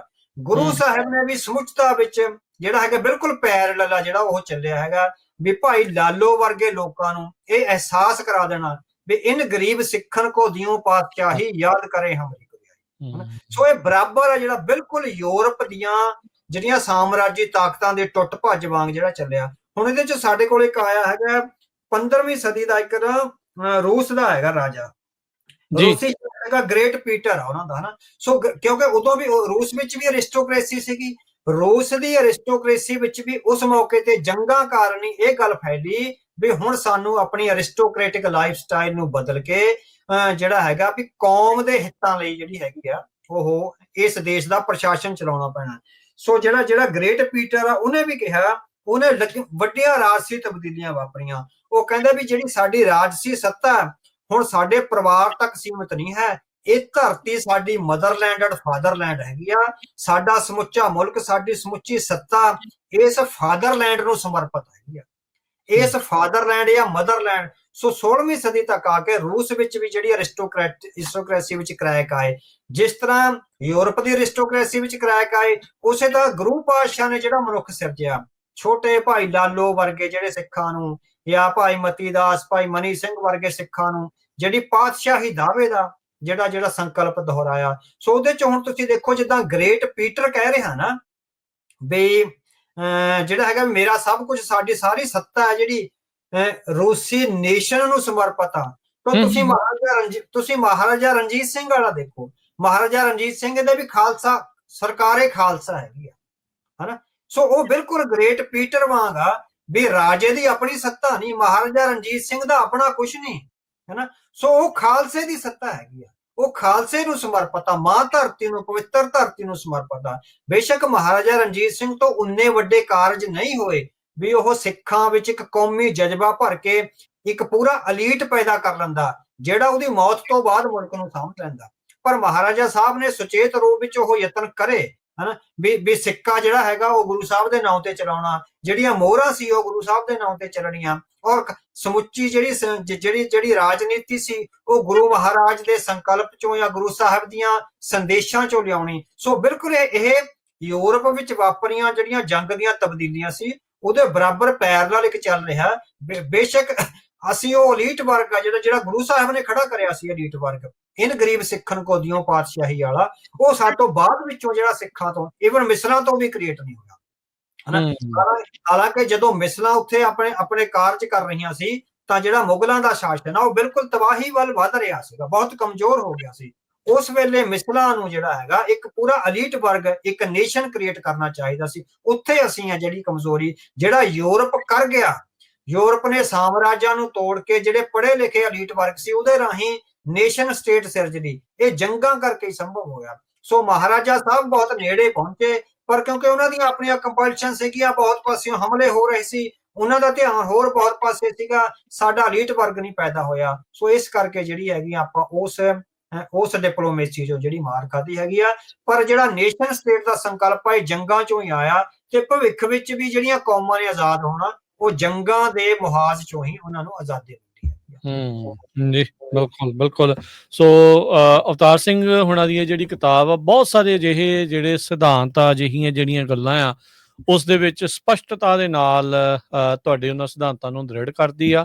ਸੋ ਸਿੱਖ ਕੌਮਵਾਦ ਦਾ ਸੰਕਲਪ ਜੋ ਇਹ ਕਿਤਾਬ ਆ ਉਸ ਨੂੰ ਪ੍ਰਾਪਤ ਕਰਨ ਦੇ ਲਈ ਤੁਸੀਂ ਸਾਡੇ ਸਟੂਡੀਓ ਪੰਜਾਬੀ ਰੇਡੀਓ USA ਦੇ ਆਫਿਸ ਦੇ ਵਿੱਚ ਜਿਹੜਾ ਉਹ ਸੰਪਰਕ ਕਰ ਸਕਦੇ ਆ। 408 272 5200 408272 5200 ਦੇ ਉੱਤੇ ਆਉਂਦੇ ਜਿਹੜੇ 2 ਨਗਰ ਕੀਰਤਨ ਆ ਰਹੇ ਆ, ਇੱਕ ਤਰੀਕ ਨੂੰ ਬੇਕਰਸਫੀਲਡ ਵਿੱਚ, ਉੱਥੇ ਵੀ ਇਹ ਕਿਤਾਬਾਂ ਉਪਲਬਧ ਹੋਣਗੀਆਂ।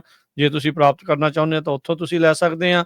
ਤੇ 7 ਜੂਨ ਨੂੰ ਸੈਨ ਫਰਾਂਸਿਸਕੋ ਦੇ ਵਿੱਚ ਜੋ ਨਗਰ ਕੀਰਤਨ ਹੋਣਾ ਆ, ਉੱਥੇ ਵੀ ਇਹ ਕਿਤਾਬਾਂ ਜਿਹੜੀਆਂ ਉਪਲਬਧ ਹੋਣਗੀਆਂ। ਤੁਸੀਂ ਸਾਡੇ ਕੋਲੋਂ ਜਿਹੜੀਆਂ ਉਹ ਆ ਕੇ ਕਿਤਾਬ ਜਿਹੜੀ ਉਹ ਪ੍ਰਾਪਤ ਕਰ ਸਕਦੇ ਆ। ਤੁਹਾਡੀ ਕਿਤਾਬ ਦੇ ਵਿੱਚ ਨਾ ਇੱਕ 237 ਪੇਜ ਦੇ ਉੱਤੇ ਅਵਤਾਰ ਸਿੰਘ ਜੀ ਕੌਮਵਾਦ ਅਤੇ ਫਾਸੀਵਾਦ ਦਾ ਫਰਕ ਜਿਹੜਾ ਆ ਉਸ ਦੇ ਉੱਤੇ ਕਾਫੀ ਤੁਸੀਂ ਇਸ ਦੇ ਵਿੱਚ ਚਰਚਾ ਜਿਹੜੀ ਉਹ ਕੀਤੀ ਆ। ਬਹੁਤ ਵਾਰੀ ਜਦੋਂ ਸਿੱਖ ਕੌਮਵਾਦ ਦੀ ਜਾਂ ਸਿੱਖ ਨੈਸ਼ਨਲਿਜ਼ਮ ਦੀ ਗੱਲ ਕੀਤੀ ਆ ਤਾਂ ਉਸ ਨੂੰ ਐਕਸਟ੍ਰੀਮ ਨੈਸ਼ਨਲਿਜ਼ਮ ਦੇ ਨਾਲ ਜੋੜ ਕੇ ਫੈਸਿਜ਼ਮ ਵੱਲ ਨੂੰ ਜਿਹੜਾ ਉਹ ਜੋੜ ਦਿੱਤਾ ਜਾਂਦਾ ਆ। ਇਹਦੇ ਵਿੱਚ ਕਿੱਦਾਂ ਫਰਕ ਆ?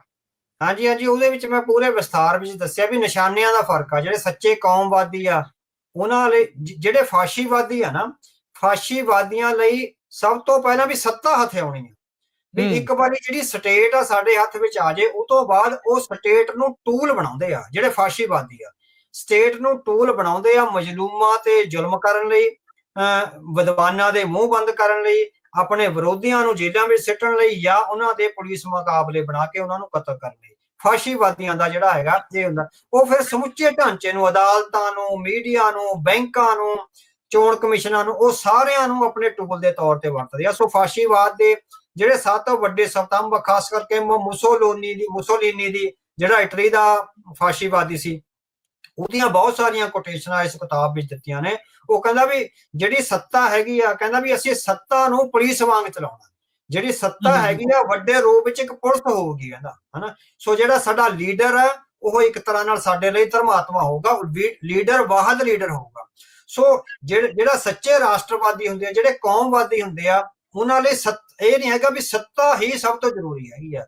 ਉਹਦੇ ਵਿੱਚ ਮੈਂ ਵਾਰ-ਵਾਰ ਜ਼ਿਕਰ ਕਰਿਆ ਵੀ ਜੇ ਕਿਸੇ ਕੌਮ ਦੀ ਹੋਂਦ ਖਤਰੇ ਵਿੱਚ ਹੋਵੇ ਤਾਂ ਸੱਚਾ ਕੌਮਵਾਦੀ ਆਪਣੀ ਕੌਮ ਦੀ ਹੋਂਦ ਨੂੰ ਬਚਾਉਂਦਾ, ਨਾ ਕਿ ਸੱਤਾ ਨੂੰ ਬਚਾਉਂਦਾ। ਉਹ ਸੱਤਾ ਦੀ ਲਾਲਸਾ ਨਹੀਂ ਕਰਦਾ। ਜਿਸ ਤਰ੍ਹਾਂ ਗੁਰੂ ਸਾਹਿਬ ਨੇ ਕਿਹਾ ਨਾ ਵੀ ਰਾਜ ਨਾ ਚਾਹੂੰ ਮੁਕਤ ਨਾ ਚਾਹੂੰ, ਹੈਨਾ।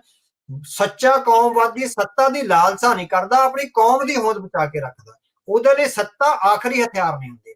ਉਹਦੇ ਲਈ ਸੱਤਾ ਜਿਹੜਾ ਹੈਗਾ ਵੀ ਗਰੀਬਾਂ ਦੀ ਜਿਹੜਾ ਉਤਸ਼ਾਹਰ ਕਰਨਾ, ਆਮ ਗਰੀਬ ਲੋਕਾਂ ਨੂੰ ਸੱਤਾ ਦੇ ਹਿੱਸੇਦਾਰ ਬਣਾਉਣਾ, ਜਾਂ ਉੱਥੋਂ ਤੱਕ ਆ ਜਿਹੜਾ ਉਹਦੇ ਬਹੁਤ ਵੱਡੇ ਨਿਸ਼ਾਨੇ, ਜਿਹੜੇ ਧਰਮ ਯੁੱਧ ਦੇ ਨਿਸ਼ਾਨੇ ਹੁੰਦੇ ਆ, ਉਹ ਹੁੰਦੇ ਹੈਗੇ ਆ। ਪਰ ਜਿਹੜੇ ਫਾਸ਼ੀਵਾਦੀ ਹੈਗੇ ਆ, ਉਹ ਜਿਹੜੇ ਹੈਗੇ ਉਹਨਾਂ ਦਾ ਸਮੁੱਚਾ ਨਿਸ਼ਾਨਾ ਹੀ ਲੋਕਾਂ ਦਾ ਕਤਲੇਆਮ ਕਰਨਾ। ਇਹ ਜਿਹੜੇ ਫਰਕ ਨੇ, ਸਿਧਾਂਤਕ ਫਰਕ ਨੇ, ਜਿਨ੍ਹਾਂ ਨੂੰ ਇਸ ਚੈਪਟਰ ਵਿੱਚ ਮੈਂ ਬਹੁਤ ਵਿਸਥਾਰ ਨਾਲ ਵੀ ਕਿਹੜੀਆਂ ਥਾਵਾਂ ਤੇ ਉਹਨਾਂ ਦੀ ਸਿਧਾਂਤਕ ਅਪਰੋਚਸ ਕੀ ਆ, ਉਹਨਾਂ ਦੀ ਐਜੂਕੇਸ਼ਨ ਬਾਰੇ ਕੀ ਅਪਰੋਚ ਆ। ਸੋ ਜਿਹੜੇ ਖਾਸ ਕਰਕੇ ਫਾਸ਼ੀਵਾਦੀ, ਉਹ ਪਾਰਲੀਮੈਂਟਰੀ ਸਿਆਸਤ ਦੇ ਵਿਰੋਧੀ ਆ, ਹਨਾ। ਸੋ ਜਿੱਥੇ ਪਾਰਲੀਮੈਂਟਰੀ ਸਿਆਸਤ ਵੀ ਜਵਾਬਦੇਹੀ ਆ, ਅਕਾਊਂਟੇਬਿਲਟੀ ਆ, ਪਾਰਦਰਸ਼ਤਾ ਹੈਗੀ ਆ, ਜਿਹੜੇ ਤਾਨਾਸ਼ਾਹ ਹੈਗੇ ਆ ਤੇ ਫਾਸ਼ੀਵਾਦੀ ਆ, ਉਹ ਇਹ ਨਹੀਂ ਚਾਹੁੰਦੇ। ਉਹ ਬਿਲਕੁਲ ਵੀ, ਉਹ ਕਹਿੰਦੇ ਵੀ ਇੱਕ ਰਾਜੇ ਦਾ ਜਿਹੜਾ ਲੀਡਰ ਦਾ ਹੁਕਮ ਹੈ, ਹਿਟਲਰ ਆ ਜਿਹੜਾ, ਵੀ ਸਭ ਕੁਝ ਹਿਟਲਰ ਦੇ ਪੈਰਾਂ ਵਿੱਚ ਜਿਹੜਾ ਹੈਗਾ ਉਹ ਸਮਰਪਿਤ ਹੈਗਾ। ਸੋ ਇਸ ਤਰ੍ਹਾਂ ਜਿਹੜਾ ਲੀਡਰ ਆ ਉਹ ਹਿਟਲਰ ਹੈਗਾ। ਸੋ ਹਿਟਲਰ ਦੇ ਕਹਿਣ ਤੇ ਹੀ ਜਿਹੜੇ ਮੁਸੋਲੀਨੀ ਵਰਗੇ ਜਾਂ ਹੋਰ ਜਿਹੜੇ, ਔਰ ਉਹਨਾਂ ਵਿੱਚ ਮੈਂ ਕੁਝ ਉਦਾਹਰਨਾਂ ਦਿੱਤੀਆਂ ਵੀ ਕੁਝ ਨੌਜਵਾਨ ਜਿਹੜੇ ਫਾਸ਼ੀਵਾਦੀਆਂ ਦੇ ਲੀਡਰ ਬਣੇ, ਉਹਨਾਂ ਵਿੱਚ ਲੋਕਾਂ ਨੂੰ ਕਤਲ ਕਰਨ ਦੀ ਬਿਰਤੀ ਪੈਦਾ ਹੋ ਗਈ ਸੀ। ਵੀ ਉਹ ਜੇ ਹਰ ਰੋਜ਼ 5-7 ਬੰਦੇ ਮਾਰ ਨਹੀਂ ਸੀ ਲੈਂਦੇ, ਉਹਨਾਂ ਨੂੰ ਸਬਰ ਨਹੀਂ ਸੀ ਆਉਂਦਾ। ਸੋ ਇਹ ਫਾਸ਼ੀਵਾਦ ਹੈਗੀ ਆ। ਸੱਚਾ ਜੁਝਾਰੂ ਆ ਜਾਂ ਸੱਚਾ ਕੌਮਵਾਦੀ ਆ ਜਿਹੜਾ, ਉਹ ਇਸ ਕਿਸਮ ਦਾ ਲੋਕਾਂ ਨੂੰ ਦੇ ਕਤਲ ਕਰਕੇ ਜਿਹੜਾ ਹੈਗਾ ਖੁਸ਼ੀ ਨਹੀਂ ਲੈਂਦਾ ਹੈਗਾ। ਸੋ ਉਹ ਜਿਸ ਤਰ੍ਹਾਂ ਨਾ ਬੀਬੀ ਗੁਰੂ ਸਾਹਿਬ ਨੇ ਆਪਾਂ ਨੂੰ ਕਿਹਾ ਹੈਗਾ ਨਾ ਵੀ ਹਲੇਮੀ ਰਾਜ। ਸੋ ਜਿਹੜਾ ਹਲੇਮੀ ਰਾਜ ਹੈ ਨਾ, ਇੱਕ ਬਹੁਤ, ਜੇ ਹੁਣ ਗੁਰੂ ਸਾਹਿਬ ਨੇ ਕਿਹਾ ਨਾ, ਇਹ ਬਹੁਤ ਵੱਡਾ ਸੁਪਨਾ ਹੈਗਾ। ਸੋ ਜਿਹੜੇ ਆਪਾਂ ਕਲਯੁਗੀ ਜੀਵ ਆ, ਆਪਾਂ ਉਹਨੂੰ ਸਾਕਾਰ ਨਹੀਂ ਕਰ ਸਕੇ। ਬਹੁਤ ਵੱਡੀ ਰੂਹਾਨੀ ਪਰਪੱਕਤਾ ਹੈਗੇ, ਜਿਹਦੇ ਵਿੱਚੋਂ ਸਟੇਟ ਖਤਮ ਹੋ ਜਾਣੀ ਆ। ਇੰਨੀ ਮਹਾਨ ਰੂਹਾਨੀ ਸ਼ਖਸੀਅਤਾਂ ਜਿਹੜੀਆਂ ਪੈਦਾ ਹੋਣੀਆਂ, ਪਰ ਅਸੀਂ ਜਿਹੜੇ ਆਮ ਮਨੁੱਖ ਆ ਆਪਾਂ ਨਹੀਂ ਕਰ ਸਕਦੇ। ਪਰ ਜਿਹੜੇ ਸੱਚੇ ਕੌਮਵਾਦੀ ਆ ਉਸ ਹਲੇਮੀ ਰਾਜ ਲਈ ਯਤਨ ਕਰ ਸਕਦੇ ਹੈਗੇ ਆ, ਹਨਾ। ਵੀ ਉਸ ਡੈਮੋਕ੍ਰੈਟਿਕ ਢਾਂਚੇ ਵਿੱਚ ਰਹਿੰਦੇ ਆ, ਹੌਲੀ ਹੌਲੀ ਲੋਕਾਂ ਦਾ ਉਥਾਨ, ਉਧਾਰ, ਇਨਸਾਫ ਤੇ ਉਹਨਾਂ ਦਾ ਜਿਹੜਾ ਜੀਵਨ ਜਿਹੜਾ ਹੈਗਾ ਆਪਾਂ ਕਹੇ ਵੀ ਚੰਗਾ ਕਰਨ ਲਈ ਉਹ ਕਰ ਸਕਦੇ ਆ। ਜਿਹੜਾ ਹਲੇਮੀ ਰਾਜ ਹੈ ਬਹੁਤ ਉੱਚੀ ਅਵਸਥਾ ਹੈਗੀ ਆ, ਉੱਥੇ ਜਾ ਕੇ ਫਿਰ ਸਾਰੀਆਂ ਸਟੇਟਲੈਸ ਸੁਸਾਇਟੀਜ਼ ਹੋਣਗੀਆਂ। ਉਹ ਹਾਲ ਦੀ ਘੜੀ ਮਤਲਬ ਕਿ ਇੰਨਾ ਉਟੋਪੀਅਨ ਹੈਗਾ, ਕਿਉਂਕਿ ਗੁਰੂ ਸਾਹਿਬ ਨੇ ਸੰਕਲਪ ਲਿਆ, ਸਿੱਖ ਨੇ ਉਹਦੇ ਲਈ ਜੇ ਰਾਜ ਆ ਜਾਂਦਾ ਤਾਂ ਉਹਦੇ ਲਈ ਯਤਨਸ਼ੀਲ ਆ ਜਿਹੜਾ ਉਹ ਹੋਣਾ ਹੈਗਾ। ਜੀ ਸੋ ਬਿਲਕੁਲ। ਸੋ ਇਹ 9ਵਾਂ ਚੈਪਟਰ ਆ ਸਰਦਾਰ ਅਵਤਾਰ ਸਿੰਘ ਹੋਣਾ ਦੀ ਜਿਹੜੀ ਇਹ ਕਿਤਾਬ, ਫਾਸ਼ੀਵਾਦ ਅਤੇ ਕੌਮਵਾਦ ਦਾ ਜਿਹੜਾ ਫਰਕ ਆ। ਸੋ ਇਦਾਂ ਦੇ ਹੋਰ ਬਹੁਤ ਸਾਰੀਆਂ ਜਿਹੜੀਆਂ ਗੱਲਾਂ ਆ, ਪੂਰੇ ਹਵਾਲਿਆਂ ਦੇ ਨਾਲ, ਹੋਰ ਦੁਨੀਆ ਦੇ ਜਿਹੜੇ ਬੁੱਧੀਜੀਵੀ ਆ ਉਹਨਾਂ ਦੀਆਂ ਕਿਤਾਬਾਂ ਹੋਰ ਕੀ ਆਖਦੀਆਂ ਆ, ਉਹ ਜਿੱਦਾਂ ਪਹਿਲਾਂ ਵੀ ਦੱਸਿਆ ਵੀ ਬਹੁਤ ਹੀ ਗਹਿਰੀ ਰਿਸਰਚ ਖੋਜ ਤੋਂ ਬਾਅਦ ਦੇ ਵਿੱਚ ਅਵਤਾਰ ਸਿੰਘ ਜੀ ਨੇ ਕਿਤਾਬ ਜਿਹੜੀ ਆ ਪਾਠਕਾਂ ਦੀ ਝੋਲੀ ਦੇ ਵਿੱਚ ਪਾਈ ਆ, ਸਿੱਖ ਕੌਮਵਾਦ ਦਾ ਸੰਕਲਪ। ਸੋ ਹਰ ਇੱਕ ਦੇ ਘਰ ਦੇ ਵਿੱਚ ਇਹ ਕਿਤਾਬ ਜ਼ਰੂਰ ਹੋਵੇ, ਇਸ ਨੂੰ ਪੜ੍ਹੋ। ਇਸ ਨੂੰ ਪ੍ਰਾਪਤ ਕਰਨ ਦੇ ਲਈ ਤੁਸੀਂ ਸਾਡੇ ਨਾਲ ਜ਼ਰੂਰ ਜਿਹੜਾ ਆ ਉਹ ਸੰਪਰਕ ਕਰ ਸਕਦੇ ਆ 408-272-5200 ਦੇ ਉੱਤੇ। ਅਵਤਾਰ ਸਿੰਘ ਜੀ, ਅੱਜ ਦੇ ਪ੍ਰੋਗਰਾਮ ਨੂੰ ਹੁਣ ਆਪਾਂ ਇੱਥੇ ਹੀ ਸਮਾਪਤ ਕਰਦੇ ਹਾਂ। ਮਿਲਾਂਗੇ ਆਪਾਂ ਫਿਰ ਅਗਲੀ ਵਾਰ ਕਿਸੇ ਹੋਰ ਵਿਸ਼ੇ ਦੇ ਨਾਲ, ਹੋਰ ਗੱਲਬਾਤ ਦੇ ਨਾਲ। ਇਦਾਂ ਹੀ ਹਰ ਵਾਰੀ ਥੋੜੀ ਗੱਲਬਾਤ ਆਪਾਂ ਕਿਤਾਬ ਦੇ ਵਿੱਚੋਂ ਵੀ ਜਿਹੜੀ ਉਹ ਨਾਲ ਕਰਦੇ ਰਵਾਂਗੇ, ਤਾਂ ਜੋ ਥੋੜਾ ਜਿਹੜਾ ਸਵਾਦ ਆ ਪਾਠਕ ਵੀ ਜਿਹੜੇ ਉਹ ਲੈਂਦੇ ਰਹਿਣ, ਸੁਣਨ ਵਾਲੇ ਵੀ ਲੈਂਦੇ ਲੈਣ, ਤੇ ਕਿਤਾਬ ਨੂੰ ਜਿਹੜਾ ਉਹ ਪ੍ਰਾਪਤ ਕਰਕੇ ਉਹ ਪੜ੍ਹ ਕੇ ਜਿਹੜਾ ਹੋਰ ਵੀ ਜ਼ਿਆਦਾ ਇਸ ਕਿਤਾਬ ਦੇ ਵਿੱਚ ਸਿਧਾਂਤ ਦੇ ਨਾਲ ਜਿਹੜਾ ਜੁੜਨ। ਬੜੀ ਮਿਹਰਬਾਨੀ, ਬਹੁਤ ਧੰਨਵਾਦ। ਵਾਹਿਗੁਰੂ ਜੀ ਕਾ ਜੀ ਕਾ ਖਾਲਸਾ, ਖਾਲਸਾ, ਵਾਹਿਗੁਰੂ ਜੀ ਕੀ ਫਤਿਹ।